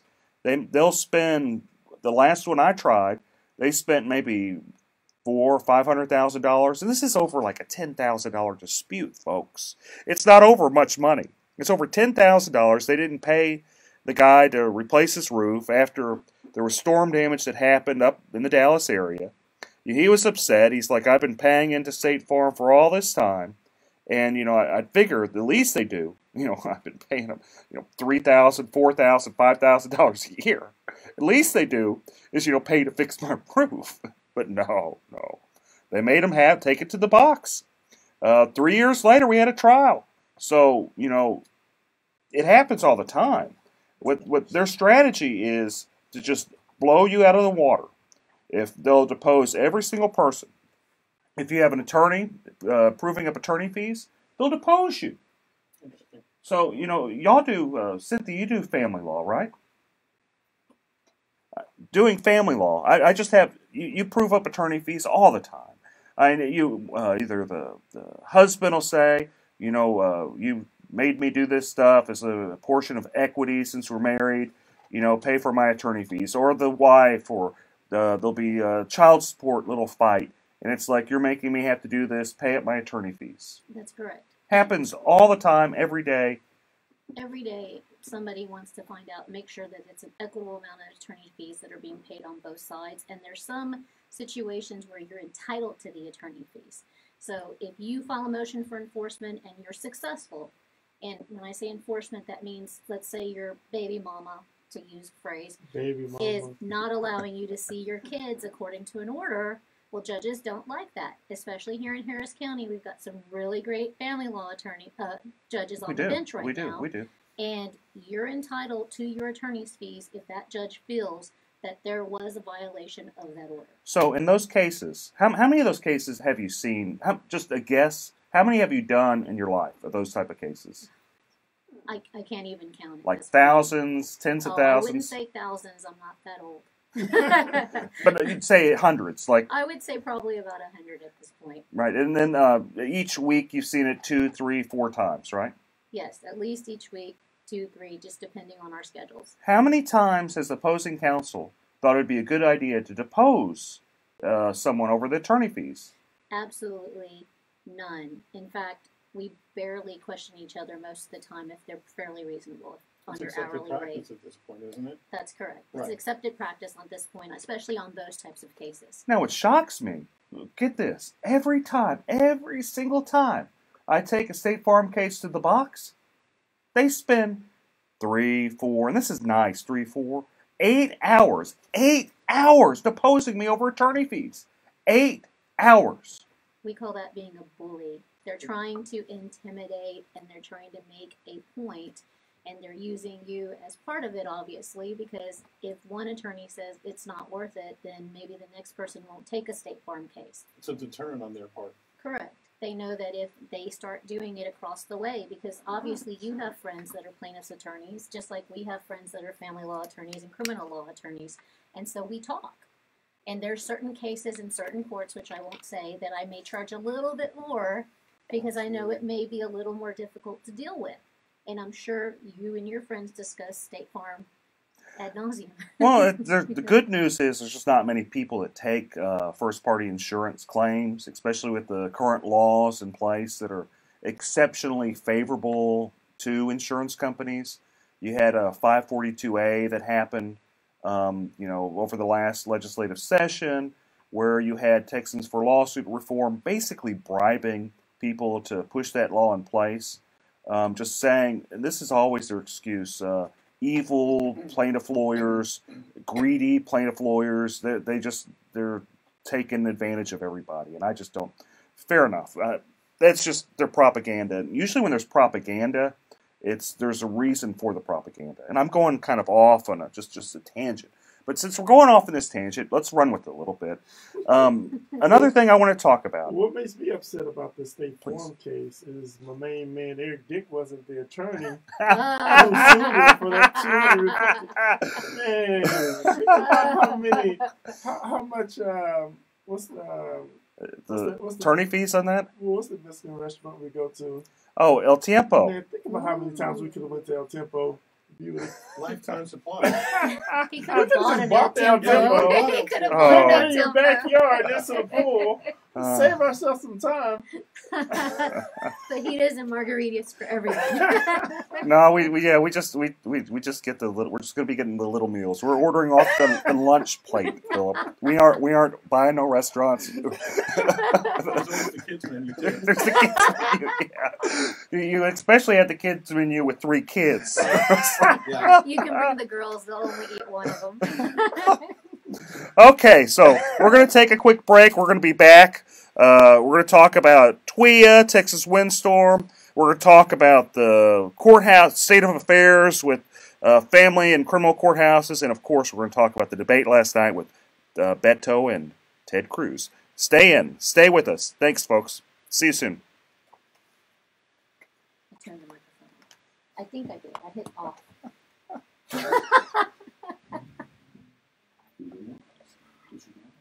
Oh man, that was funny. That was. Oh man. That's what I brought. No, I've been doing this 100 ounces of water a day, trying to make sure I stay hydrated, and I'm like, because it helps with your like intake of food as well. So, yeah, it fills me up, and so it doesn't bode well for sitting anywhere for an hour or two. So. I was try to. I get really bad reflux, so I try to drink water and eat healthy, all the avoid all the stuff you like, everything that's good. Exactly. Everything that tastes good. It's bad for me. Hi, this is Eric Dick, and I think it's important that you know your rights. If your homeowner's insurance company has denied or underpaid your claim, you have the right to hire an attorney. You have the right to call me for free consultation at 833-7-RIGHTS. That's 833-7-RIGHTS. Don't let your homeowner's insurance company take advantage of you. Call me today at 833-7-RIGHTS. Has your homeowner's insurance claim been denied or underpaid? Call Dick Law Firm at 833-7-RIGHTS. Feeding rocks. It should not be a crime to feed the homeless. Feeding rocks. A good Samaritan shouldn't be punished for acts of kindness. Feeding rocks. Because it's more of a crime to turn your back on a starving person. Feeding rocks. You shouldn't go to jail for sharing food. Feeding rocks. You can't in good conscience let a hungry person starve. Feeding rocks. Help us legalize charity. Go online and sign the petition. www.feeding.rocks. Feeding Rocks.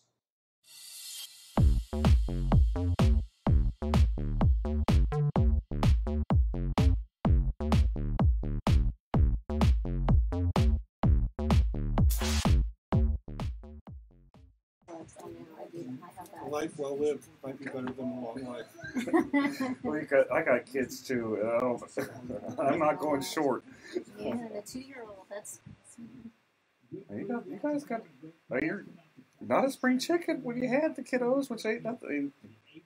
I don't mean to be nothing. I wasn't young when I had my kiddos either. Yeah, it's tough. And it's amazing. It's some of the best parts of your life. It is. It's great. And I tell people I had them late, but I had a good time before, so it's not like I'm sitting here missing the vacations or doing things. No, and you got your kiddos, and the way they look at you, the way the things they do is just so adorable. How they interact. They're happy just to sit on you and watch TV. For like a short period. They will manipulate you the rest of your life. They try.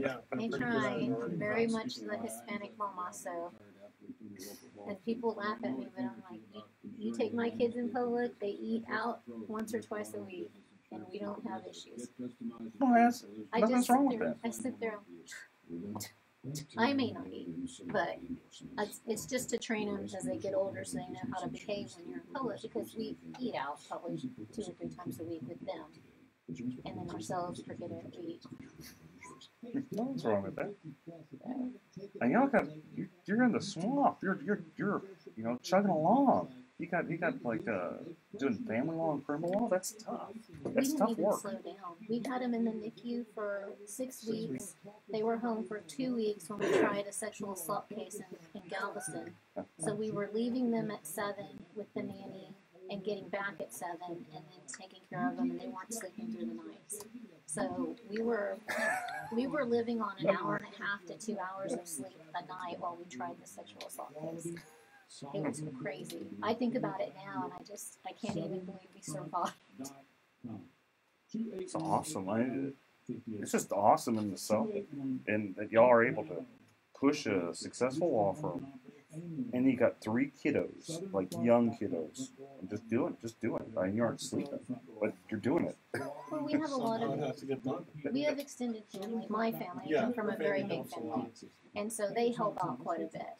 And then, like today, I was lucky my secretary's daughter had early childhood development as her major. So she's in student teaching and not making money. So she's happy to come over on Saturdays and take care of the kids for us for a few hours for not that much.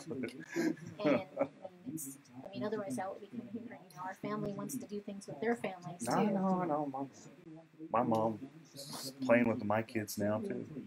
I mean, we're lucky. A lot of people don't have extended family to help, so I'm very, very blessed. Getting close. So just push on, right? Y'all tell me when, and I'll do on. All right, folks, we're back. I've got a bunch of great people here. Philip Paul Bryant, Here. Russell, and Cynthia Newman. Hello. Great family and criminal law here in Houston. And let's talk about Texas windstorm, whether it's worth it, whether we should get rid of it. Let's kind of go a little background. Texas Windstorm is the insurance company of last resort along the coast. Laws changed maybe in 2000, let's say 5, making it pretty difficult to get Texas Windstorm to actually pay a claim. You have a lot of articles happening, a lot of people suing, saying that Texas Windstorm, they sent out an initial adjuster saying that the damage was like $80,000. Then that was too much, and they had to send out like a new adjuster to come back and just knock the number down to like $10,000, $15,000. My question is this: should we even have Texas Windstorm? Why are we paying the money on this? If they're ripping people off, why do we even have it? Why are we even dealing? Why? They're the insurer of last resort, from what I read. Well, I don't. Okay, so I hear you saying it's the insurer of last resort, but you got to keep in mind. Here's kind of the beauty of it. There's also lender-placed policy. So if you didn't have insurance, the lender would automatically kick in. And I'm not saying it's better because actually it might be like just slightly better if you're able to sue them. They always argue that you don't have standing, but it's much better insurance than Texas Windstorm because it's comprehensive, and I'm sure there's the same level of corruptions there. I'm not doubting that, but I guess the question is it better? Because I'm not even sure. What do you think, Philip? So this is something that taxpayers have to pay for. Mm-hmm. Oh yeah. And it kicks in if your current policy doesn't work? No, if you are off the Gulf Coast and you want insurance, there are some insurance companies now that do sell, private insurance companies. Swift is one, just an interesting name for insurance company on the Gulf Coast. But there are some private insurance companies that are selling on the Gulf Coast. If you are not able to get them, then, if you have a mortgage company or what have you, they're going to force you to get insurance. If you're denied. No, if you can't get insurance, or if you'd end up getting it from someone like TWIA. And so that's kind of what it is. What do you think, Russell? I don't see the point. I kind of agree with you. What are we getting out of this? I mean, is there a tangible asset that we see in TWIA that we wouldn't see if we didn't have it? I don't know. Cynthia, what do you think? Well, it sounds like they are paying some, they're just not paying all. Is that correct? The allegations are there's a law firm that sued them, done depositions, where what happened is initially they'd say like the damages are like $80,000, and then they wouldn't like that, so they'd go back and they'd send another expert and say, no, that's too much, let's knock it down to 15. Okay, and so the issue is whether or not that's, I guess it's, if they can't get it from anyone else, would you think 15,000 is better than none? How much are you paying for the insurance would be my question. Are you paying $3,000, $4,000, $5,000, $8,000 a year for the insurance? If you are, save your money. That's true. Well, that's similar to being forced to have any kind of health care insurance I think about insurance in general. For some people, they pay whatever the penalty is. It's $600 to $1,000 or something like that, versus you don't want to know what we pay every month. No, it's probably similar to what I pay every month. And so that's part of the issue, is just, is it worth it in the long run when you save it? I guess when you, depending on how much they're going to pay, that if the history is that they're not going to be covering these, then no. I mean, you can save your $1,000, $1,200 a month, and you just put that $15,000 towards whatever damage you end up getting. And if there is, if you have a mortgage company, the mortgage company is going to charge you for lender-placed policy, which that will pay because the mortgage company is going to want the house fixed. Correct. I don't know if they'll pay right. They probably won't pay right. But I imagine they'd pay something. They'd at least pay enough. I'd hope that, well, who knows? I imagine, I've had cases where the lender-placed policy didn't pay stuff, so maybe I'm just too hopeful. Maybe I'm just too optimistic. I wonder if it's really that much every month, because it makes me think clients are big synonymous with us. We live in a flood zone, so we have to pay flood insurance, and we pay, and it's going up over the last few years, and it was, I think, $1,600 this year. So $1,600 over the 12 months, and if you pay that for this type of insurance, if you get $15,000 for damage, that may be worth it. So what's fascinating about flood insurance? Sit around and wait for FEMA. That's something. That's a legitimate point. Oh, we're sorry. You'll be waiting around for quite a while. The Red Cross is good for 500, I think. So what's interesting about NFIP, if we're going to go into a little bit, it's a government subsidized program where you have businesses, individuals purchasing insurance that, when I say subsidized, in theory, they're supposed to pay out more than they collect, and they probably do. I don't doubt it. But having said all that, what my issue with NFIP is, I don't understand why they offer it to the business community, to school districts, to stuff like that. Whenever you can actually buy insurance on the private market, flood insurance, and it's not that much more. So that's kind of another. I kind of wonder about that. And I'm going on a side note. Russell, tell me the state of affairs in the criminal courthouses in Harris County. Well, it's a pretty big cluster. It's a big problem. I think in what's been over a year, they have done nothing to ameliorate the situation. But I think the original criminal courthouse was such a disaster that if they fix that somehow, which I don't see how they can, maybe there may actually be a blessing somehow. But for right now, I'm running from juvenile court to civil court to a small portion of the criminal court, all to cover the same criminal docket. And it pushes back civil cases that like you have to try, or family cases that my partner has to try, because criminal cases take precedence because your freedom is at stake. And so I feel not only do I have to cover so much more ground in the same amount of time, my cases get precedence in the court, and that backs everything up. So I think they really, really need to focus on having each courthouse for each kind of law again. But I think we're moving very slowly and haven't seen any improvement, and it kind of gets me down because I don't know what Harris County is doing to fix the security. Aren't they still using parts of the building? Because I know a family that they had a case down there, and it seems like they kind of redirect you automatically when you go to the criminal court. They tell you to go to the civil court, even though they're having some criminal court cases in the criminal court.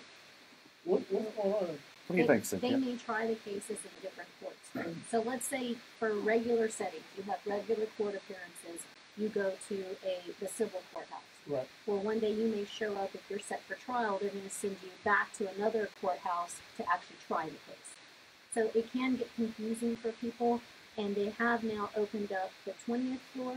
A couple floors. Probably 17 through 20. Of the main criminal courthouse, which is the courthouse, 201 Franklin. Right. Which is the courthouse floors that were the least affected. What they're saying is it's the easiest ones to open.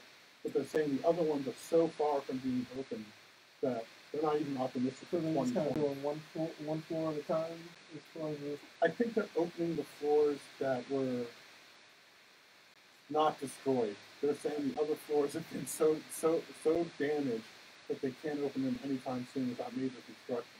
Well, and what the background here, if folks are just tuning in, they don't understand what we're talking about, is the civil courthouses, more specifically, the criminal courthouse got flooded, just something severe, from Hurricane Harvey.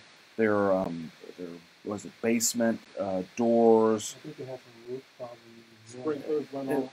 It wasn't roof problems. I actually remember this quite well because they asked me a little bit about the insurance. So, oh no, okay. And Chris Daniel was on here last week, and I know he's hustling. He's doing what he can, but there's only so much the district court can do. It's really a great to deal with. I don't even know the man personally, but if I have problems on cases, he answers my messaging on Facebook. I know. It's just amazing. Yeah, he hustles. So criminal courthouse flooded. All the cases got moved over to the civil courthouse. The old family courthouse, is it even being used anymore? Yeah, it's being used for misdemeanors right now. Yeah. The civil courthouse is felonies, and the old family courthouse is being used for Misdemeanors and 4D courts, which are the OAG courts. child support. Yeah, the child support, the Title 4D, or the Attorney General brings them for to pay child support. Yeah. So what kind of cases do you do, Russell? I've tried everything from Class C tickets to murder. I mean, Got a murder case? Yeah, sure. DWIs, ag assaults. DWI, you could have represented Vito. Yeah, right. And you know what? If I did, no one would know about it. Well, we'll get into that. That might be a good segue. So if people want to find out about you, Russell, where do they look? Well, you can type in my name in Google, and the first thing that comes up is my website, but officially it's newmanandrodriguez.com, and it gives us a little dossier about who we are, and we're just fighters. We fight our cases. We don't plead. We rarely work them out, and we come out on top if you hire us. Perfect. Hang out between the courts and watch them run from one court to another. Absolutely. That's awesome. We're going to be right back, folks. Stay tuned. We're talking about Beto versus Cruz, the debate. Thanks, guys.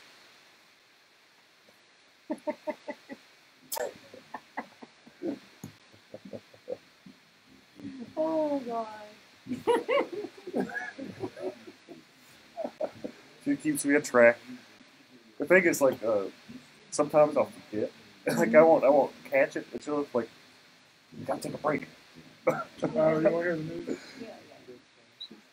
Yeah. They say 2020 is optimistic, by the way, to fix any of the courthouse. No, I don't doubt it. I don't. So that's thinking 2021, 2022. They're saying 2020 is optimistic. My hope is that they actually. The problem with the criminal courthouse. Well, there's a lot of problems with the criminal courthouse. But the biggest problem that I saw is that you couldn't get into the darn thing. So if they are repairing it, I hope they actually fix it so you can actually go up the elevator. How much are they spent? Might be good to start from scratch. Definitely. Because the structure is already flawed as it is. Somebody shut a whole building there? Yeah. How long does it take you to get to the Gulf City? Sometimes it's not. Even if I'm on Bob, don't worry, I'm not going to be selected in the boat. I'm going on time. You gotta come and you got a big line from the courthouse. That's just what happened to someone. I was in the DGA, and they went through the metal detectors and everything at the Silver Courthouse. They told them they needed to go to the criminal court. They went over to the criminal court. They said, no, you need to go back to the civil court. And by the time they got back, the line was like around the corner. And I'm pretty sure that they got there following her. Yep. That's insane. And they wonder why people have big problems with criminal justice. They wonder why people are upset with criminal justice. Yeah, I have to. Hey, you were there on time. They tell you to go to the wrong building, and now they revoke your bond and put you back in jail. That's you got to show up to court to 2 hours. They wonder. Huh. Smoking always affected my daily life because I was a closet smoker. It really sort of controlled me kind of that. And my boss is saying that I can do too, so I don't believe the odor of smoking. There's no ash all over the car. I would say give it a try. You can feel the unsatisfaction of smoking. If you can use a cigarette ash going in the air, switch to it. Check out JUL.com. If you don't smoke a vape, don't stop. This month, this mission, opportunity for the victim.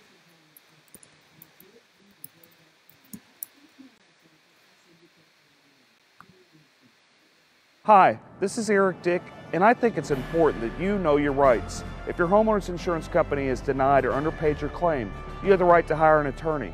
you have the right to call me for a free consultation at 833-7-RIGHTS. That's 833-7-RIGHTS. Don't let your homeowner's insurance company take advantage of you. Call me today at 833-7-RIGHTS. Has your homeowner's insurance claim been denied or underpaid? Call Dick Law Firm at 833-7-RIGHTS. Feeding rocks. It should not be a crime to feed the homeless. Feeding rocks. A good Samaritan shouldn't be punished for acts of kindness. Feeding rocks. Because it's more of a crime to turn your back on a starving person. Feeding rocks. You shouldn't go to jail for sharing food. Feeding rocks. You can't in good conscience let a hungry person starve. Feeding rocks. Help us legalize charity. Go online and sign the petition. www.feeding.rocks. Feeding Rocks.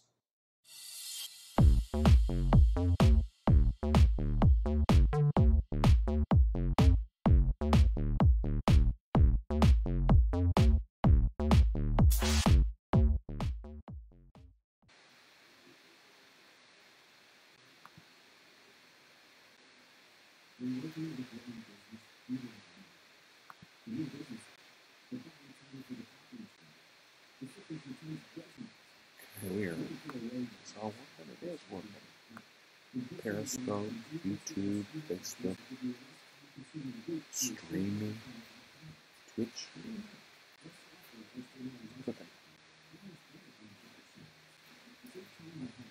How you guys on Instagram doing? Thumbs up?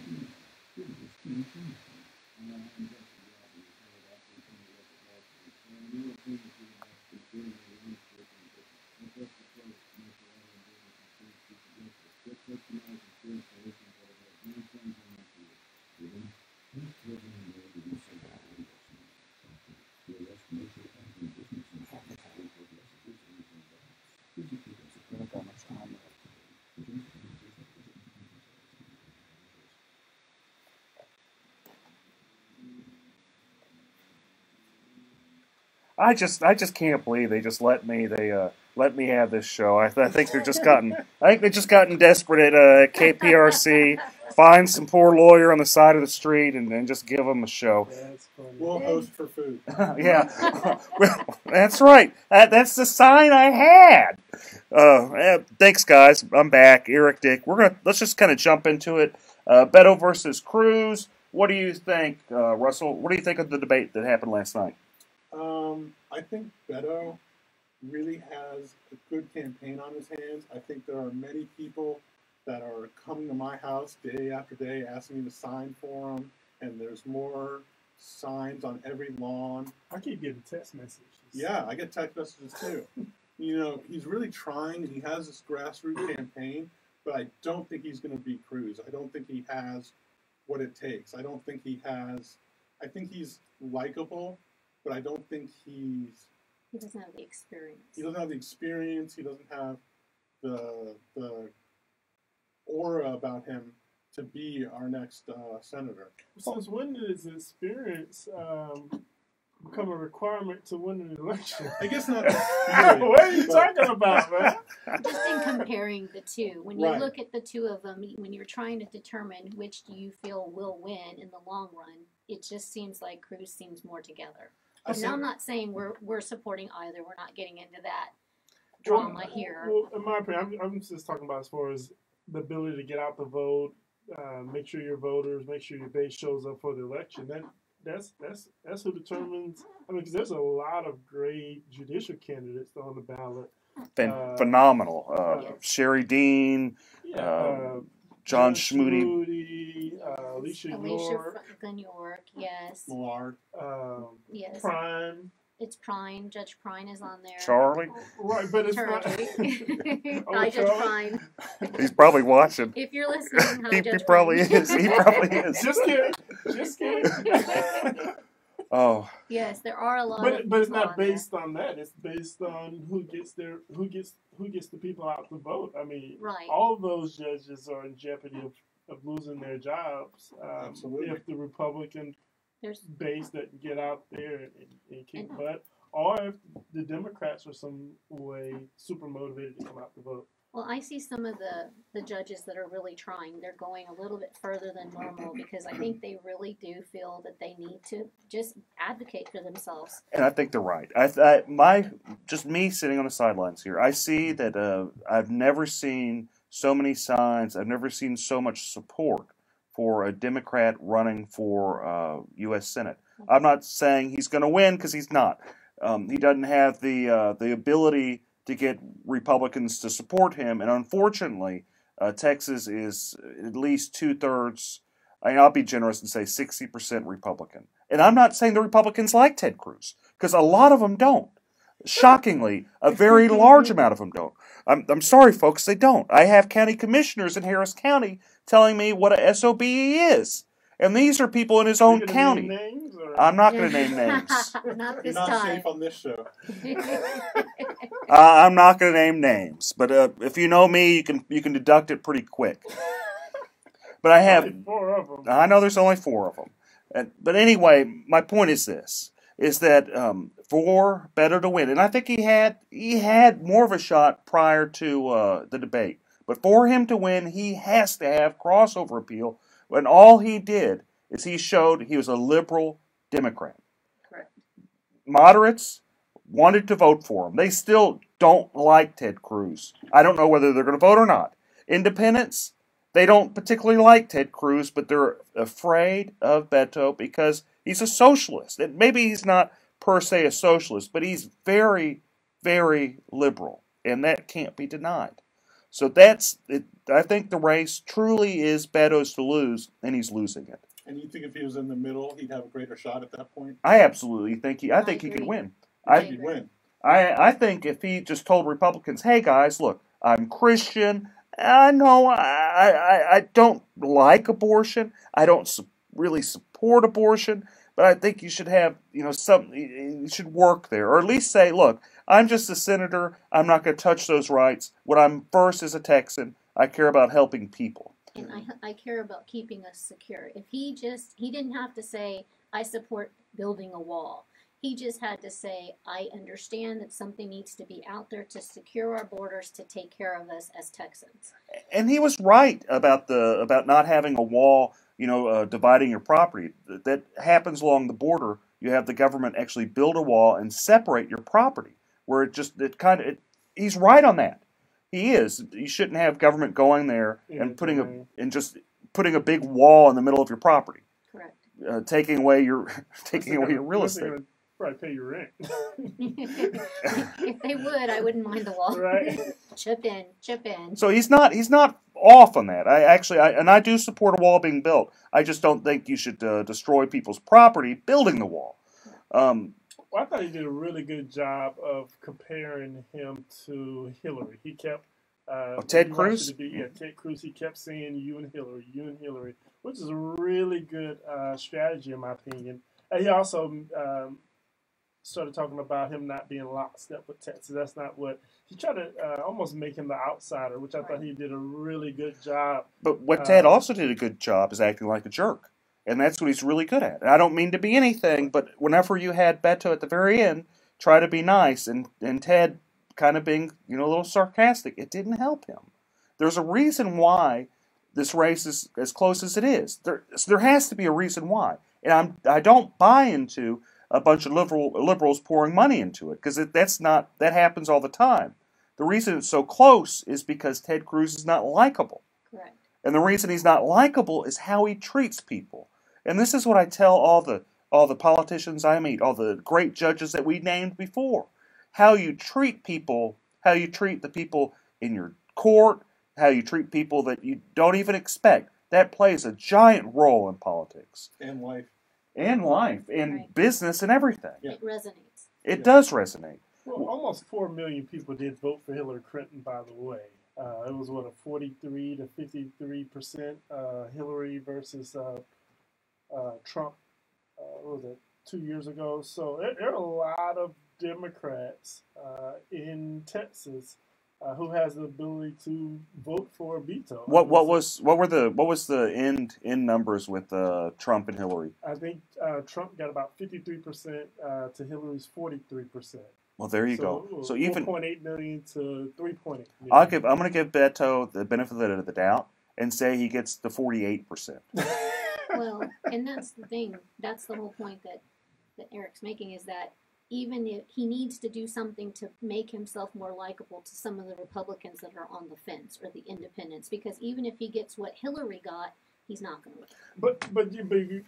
But that line was, you're still talking about half of the state. So in my opinion, a large portion of where Hillary votes came from was the same area that Cruz is on.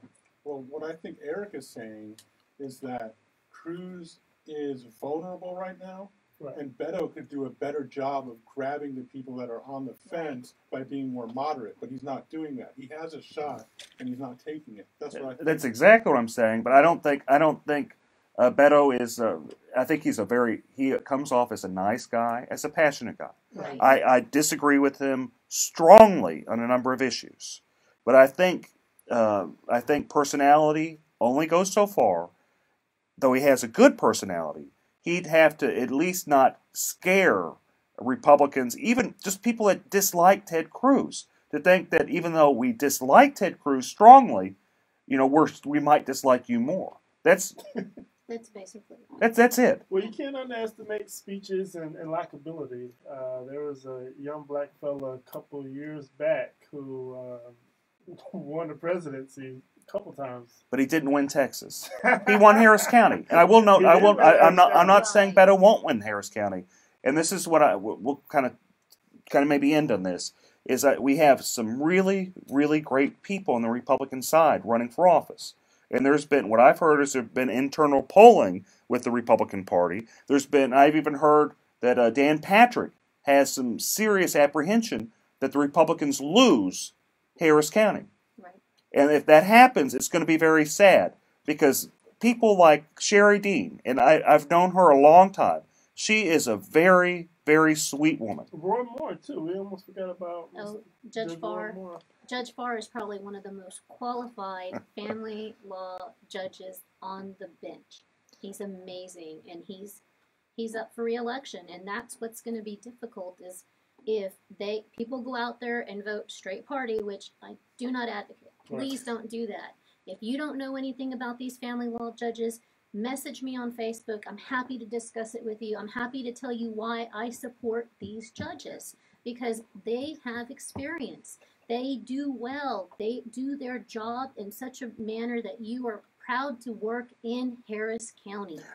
Thank you guys so much for tuning in. I'll see you next week. You guys have a great weekend. Thank you. Thanks. Sorry. That's okay. I talk way too much. Everyone, thanks for tuning in.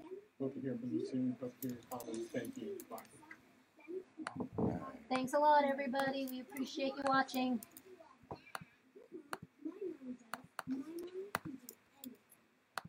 Okay. Got that. Still learning this. Hi, this is Eric Dick, and I think it's important that you know your rights. If your homeowner's insurance company has denied or underpaid your claim, you have the right to hire an attorney. You have the right to call me for a free consultation at 833-7-RIGHTS. That's 833-7-RIGHTS. Don't let your homeowner's insurance company take advantage of you. Call me today at 833-7-RIGHTS. Has your homeowner's insurance claim been denied or underpaid? Call Dick Law Firm at 833-7-RIGHTS. Feeding rocks. It should not be a crime to feed the homeless. Feeding rocks. A good Samaritan shouldn't be punished for acts of kindness. Feeding rocks. Because it's more of a crime to turn your back on a starving person. Feeding rocks. You shouldn't go to jail for sharing food. Feeding rocks. You can't in good conscience let a hungry person starve. Feeding rocks. Help us legalize charity. Go online and sign the petition. www.feeding.rocks. Feeding Rocks.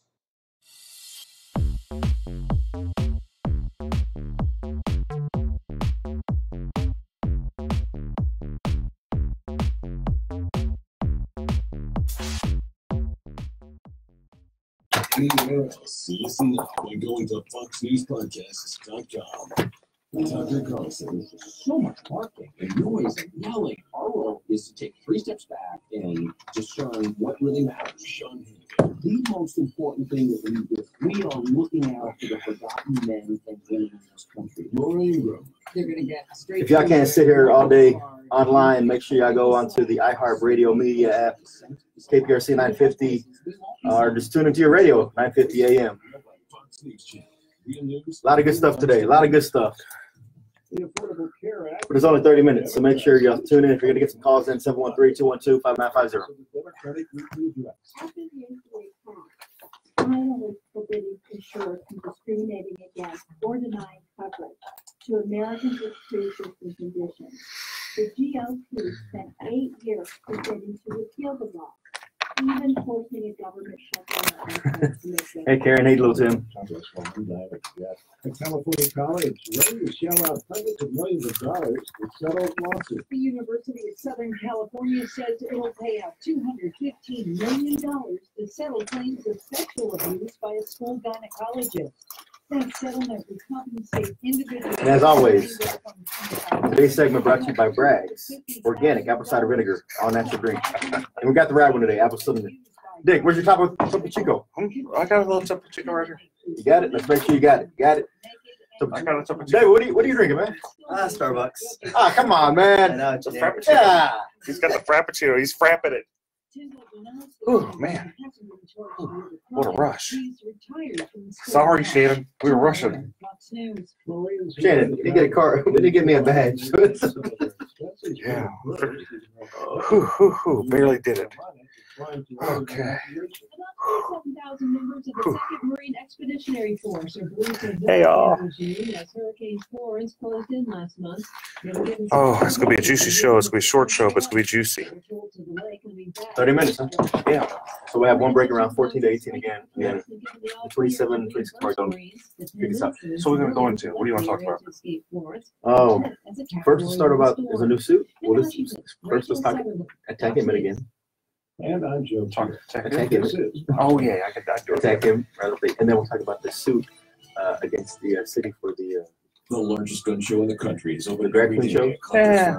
They got to watch out. They might get in trouble on that for anti-slap. How are you going to get around anti-slap with that? Good So afternoon. they Watch out for an freeway. accident on the North Freeway northbound And then what they're and suing the under? North Loop. This has I two don't know. left Lives on lanes freeway. blocked. I Stop haven't new seen traffic like the from pleadings. Maine. Some good news. That accident we had on And, the North Freeway southbound equipment has been cleared. Traffic is unwinding in that area, adding Michael about still 30 after minutes effects. to your commute. Yeah, I'm Eunice Michael. Garcia, the We're talking about 24-hour the traffic judge center. accusing herself of doing the right thing. Okay, cool. And pizzas now for a limited time. And then we'll Talk about Sylvia some more. Yeah, we do need to talk about Sylvia. We got the rest of the affidavit, and we can talk about the Chronicles hypocrisy because they endorsed her after being one of the lead publications on this Me Too and Kavanaugh stuff. So, Go to Danny and his then we'll do practice. Take a break from After the first break, we're going down. After the first break, we're going to you with the about immigration law and how it ties in and stuff Right like that. here on KPRC. So that's about it. We'll make it fit. Opinions provided on the Eric Dick Show are for information.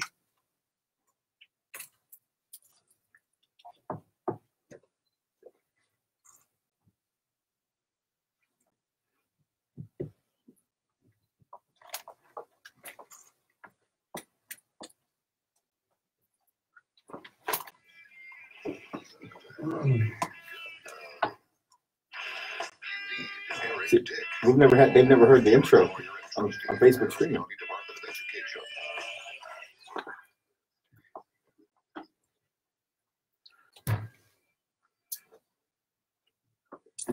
All right, folks, we're back to a spicy show here today. It's going to be Fast and Furious Eric Dick Show with my co-host and wingman, Chris Carmona.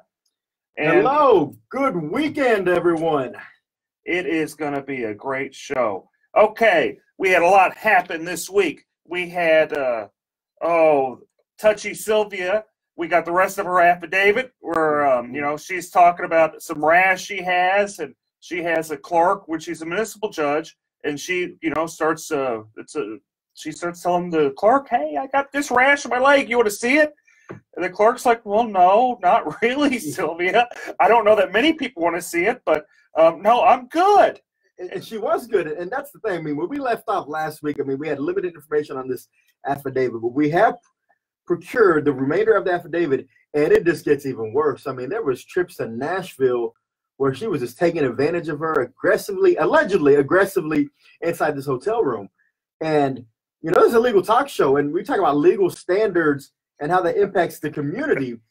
Well, I remember a couple of weeks ago, the Houston Chronicle made it a point to make sure that our Supreme Court of the United States candidate, now Justice Kavanaugh, was put through this ringer and even made a point to publish different opinions and editorials where it said that, you know, if you're accused of these things, you're not fit for these types of positions. So with Sylvia being accused of these types of allegations, it's surprising that they came out and endorsed her this week. What's going on? Well, you know, to quote Erica Grinder from the Houston Chronicle, it's dead and irrelevant and no one cares. And that's actually from a reporter. So you know, what's interesting with the whole Kavanaugh thing is you had a woman, and she was sincere. I know there's people that, you know, have different opinions, but she seems sincere that something happened to her. Maybe we aren't sure what happened, but something happened, and she seems sincere about it. Just as the level of sincerity in that affidavit. I mean, and they go into a lot of detail. And it's pretty folks. detailed. I mean, these aren't things that have been sitting on and no one's come forward. Apparently, Ms. Gutierrez had actually made these complaints before, but it fell on deaf ears. And that's the problem I see with the city of Houston, is that they pick and choose who they actually want to move forward with these types of allegations. And I think that's something that falls back into the city council and also the mayor, because we have to stop that culture of siding with some, whether it's political or not, or it's just friendships. If these allegations are being thrown out there, you got to act on those. I mean, if not, you open yourself to all types of liability in the employment field, right? Yeah, you're right. And didn't if I remember right, reading that affidavit, didn't one of her like staffers kind of walk in and go, "Oh, whoa, I don't want to see this," turn around like beeline right out, opened the door, unlocked it, and said, "Whoa," made a U-turn and got back out of there. I mean, so there's been witnesses to these allegations or to these events, and I'm just shocked and appalled that for the Houston Chronicle to come out and say, you know, we're going to lead the movement and making sure that people have a voice and people who have these allegations, they're going to be heard, to come out with no hesitation and endorse against Philip Arnoff in the congressional race in CD29 over in the east side of Harris County. Or they could have just done no endorsement. And they could have just done, they could have said, you know, well, look, we're going to be the bigger person. These allegations with Sylvia, they're pretty sincere. You know, and just so the listeners know, this is, you know, the former county commissioner, former state senator, Sylvia Garcia. What she did is she took off her, allegedly, which is probably not very alleged, but anyway, she took off her pants, said, hey, you know, I got a rash to one of her clerks, you know, ran around in her panties. Another one of her staffers kind of came in and kind of was freaked out and beelined out of there and just completely harassed this poor girl. I mean, if I did this type of stuff at my business or even at the Department of Education, it'd be all over the news. Oh, it would be. It would be lawsuits left and right, all over the news. Every single media publication in the city would be covering that. And again, I'm just shocked at that. And, you know, I hope that, you know, people put politics aside because, again, this has a lot more weight in this story with specific details than we saw with Kavanaugh. And I hope the Democrats actually hold Sylvia Garcia accountable. And there may be some infighting that results from this with early voting starting on Monday. And so we'll just have to see on that. But with infighting also comes another person we need to talk about. The turmoil hasn't stopped with our county judge. Oh, hunker down? Hunker down. You know, last week he had came out and endorsed the Democrat candidate for lieutenant governor, and there was some minor backlash from some of the candidates down ballot in Harris County, the Republican candidates. And there hasn't been any backtrack. If anything, it's been a double down on the statement of saying, I said what I said and I meant what I said. You know, how's that going to affect everybody? How's that going to affect the courthouses? Because, you know, in 2008, we saw a huge wipeout. 2012, we saw it again, a wipeout. 16, another one, sweep every 4 years. See, Ed Emmett is just kind of the reaction. It's really the fault of the local party, the complete mismanagement by the local Harris County Republican Party, and the arrogance of Ted Cruz. And you got to realize that Beto is the result of just utter arrogance of Ted Cruz being just elected, runs for president, just ignores everybody. I mean, Beto, he's done a decent job. He's not going to win. I don't think he's going to win. I think it'd be surprising it'd be a shocker. But stranger things have happened. But Beto wouldn't have nearly as much following if Ted Cruz would have done his job. And also been a nice guy. And everyone tells me in the Republican Party that it's around him. And some people do like him, and they jump up and down and say, we like him. But there's a surprising amount of people that say he's a jerk. I don't want to be around him. He's not connected to the people he was when he campaigned first in 2012. He's kind of separated himself with more of an elitist attitude is what I hear. And then I also heard last night that there was a Kingwood Tea Party gathering, candidate rally, and apparently that was the buzz around the room. Is anybody going to hold Ed Emmett accountable for this statement? And is that going to really hurt the down ballot judges? I think it will. I think it will. I think it'll hurt the judges, but you got to also remember that Lloyd Oliver, he did something similar, actually a step back, maybe 4 years ago whenever he ran for DA. The Democrats just kicked him right off the ballot. Yeah, and there's been some great articles about that by Charles Blaine and also Kerry Cheshire. They made some mention on this, and they were asking people, hey, what's going to happen here? Oh, nothing's going to happen because Emmett's tied in with the local party that's incompetent. Yeah, it is. It is. And more to come on the Eric Dick Show. A shortened segment today. We only have half an hour. We got to get to y'all some sports programming. But y'all sit right there, and we'll be right back. Thanks, folks. See you shortly. We'll come in, go in with you for probably another 10, 12, then we're going to be done. Yeah. So what do you feel comfortable talking about? Like what area are you just feel like, man, I know this, I'm dynamic on this, and boom. Just anything immigration is good. We do all types of immigration. We do business, we do family, we do removal. So anything that you want to talk about in terms of any new changes, like right now there's an instant denial that just started in September. Okay. So that means that if you send in a petition, it's wrong, something wrong with it, not all there, so just deny it. And this bad used to, they just refuse it. But denying it is actually right up here. Okay. Then we can talk about this caravan that's coming up and Trump's statement. There's some tough people, and we don't want those tough people coming in. And we can see about they're coming from Guatemala and Honduras. They're trying to go through Mexico. Mexico's actually trying, they're trying to do their job and secure the border. So we don't want you coming in and filter in. They tore it down and. I'll tie into immigration, and then immigration right there. That's how we do it. I think smoking always affected my daily life because I was a closet smoker. Roseanne, exactly. Someone like the county chair should have said something, but he didn't. Really, the guy pays them off. I mean, Emmett's his major funder. There's no him and this guy Weekly, they own him. So what are you gonna say? No, don't do it. But like I said, it's gonna be very, very, very. We got a good many followers now. Not want to break straight ticket voting because of his insistence on doing that. So we'll see how it turns out.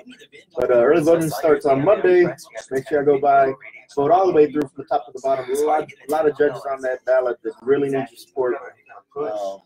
It's not a smart idea just to always hit straight ticket if you don't feel comfortable with all the candidates. Beto, fake Mexican. Is he really a fake Mexican, or is he just using the name to try to trick people? What kind of fires was he putting out? Like what was being said to try to mitigate that damage? I mean, could you really mitigate that? Unless maybe just show some poll numbers and be like, the current poll shows, even with that statement, we're still up about 15%. Anything like that. He speaks his mind.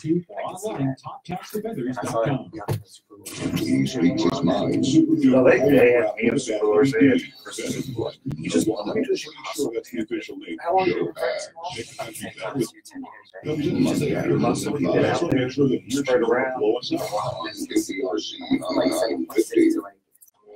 did but it took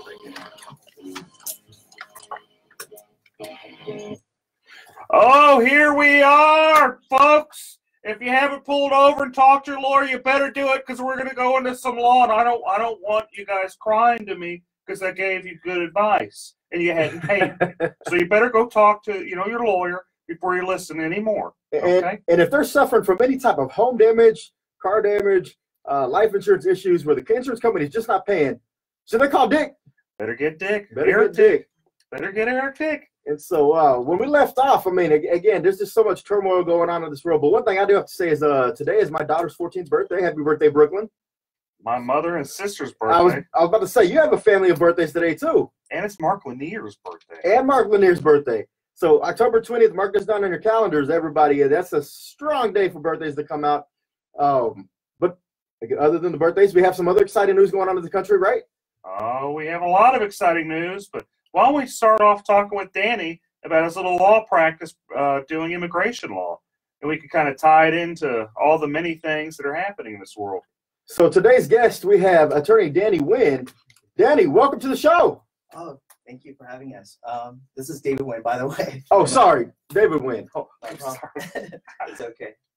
So I had it right the first time when I said David. Yeah, you said it earlier this morning, so yeah, it just maybe it's too early for you. Oh, I was thinking of there's a city council member in Missouri City. That's right, Danny Wynn. Sorry, David. So you have an immigration practice. You've been practicing law about 10 years, right? That's right. We're practicing 10 years. We have an office in Southwest Houston and one in Northwest Houston as well. Excellent. And so there's been some changes lately. And could you tell me about the changes in immigration law that's, some of the listeners might want to know about? Yeah, so there's a lot of changes across immigration, across the board. So whether it's legal immigration or illegal immigration, there's changes across the board. Some of the major changes, instant denial. So starting in last month, September, if you send in a petition or an application and there's anything that's wrong with it, immigration used to send you a request for more evidence, or they send you a notice of intent to deny and give you an opportunity to fix the problem. So now, no more. They can instantly deny your application. And again, this is not like a rejection, this is a denial. So it looks really, really bad if you're trying to reapply later on. So what you're telling me is if someone is, wants to work on their status or, wants to bring someone over or marry someone or what have you, if they probably should not do it by themselves, they're probably behooved to go actually get a lawyer to help them with their immigration status. Is that what you're telling me, David? Exactly. I used to tell people, if you read the law very carefully, you could probably do this by yourself. But now so much things have changed. Like, I'll just give you an example. So the basic forms that you need to sponsor a spouse, it used to be last year, before 2017, the I-130 form, it used to be 5 pages. Now it's 18 pages. And there's another form that supplements that. It used to be 4 or 5 pages. Now it's an additional 18 pages. And those are just 2 forms out of the many forms that you have to file in order to bring someone to the U.S. Now, and this is things that probably an attorney is best equipped to handle. Is that correct? Is that a fair assessment? That's right. And, it's not a person's fault, to be honest with you. A lot of things are wrong online, especially even on the government's website. They're wrong. And I could, probably, usually what I do is I show clients, like, look, this is what you want to do. And I can tell you that it's wrong. If you do it this way, like they have it on the website, it's going to get rejected or denied. Now, there's a lot of notaries that have popped up around this city, I know for sure, over the last few years to try to assist and expedite some of this immigration paperwork. What's your feelings on notaries? Are those really strong-minded people who understand the legal system and know how to navigate the channels? And that's a good question, Chris. Well, I can tell you for sure, a lot of people in Mexico, there's public notarios are attorneys, but in the U.S., they're not attorneys. Public notarios are popping up, and let me tell you why you don't want to hire one.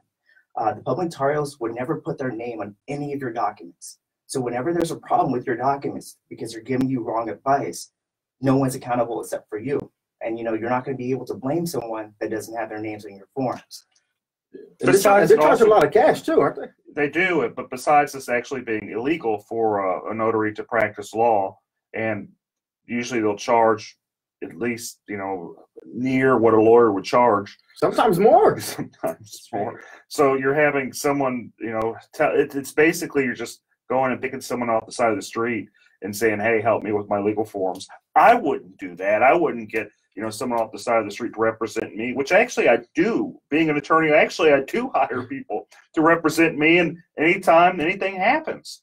They say what a client has a fool. What is the saying? Yeah, only a fool has a client for himself. That's right.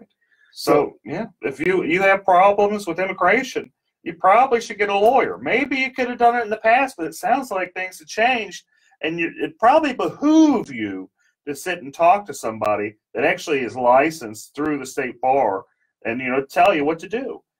What other problems do you see happening, Danny? Okay, so the other problems that we see right now is if you're in removal proceedings. So before, if you're in removal proceedings, that means deportation proceedings, you would have probably a very fair trial with the immigration judge. It's not like that anymore. So right now, under Donald Trump, he said that immigration judges have a quota. They're obligated, or they should, try and end at least 700 cases per year. So what this means in reality is that every immigration judge under the quota has to finish a case within 2.5 hours. Think about this for a second. One party has to state the facts of the case, the witnesses have to be called up, the judge has to make a decision, all in the course of 2.5 hours. Some of these cases are asylum cases, meaning that they involve people that have been victims in their own countries. They're going to the US in order to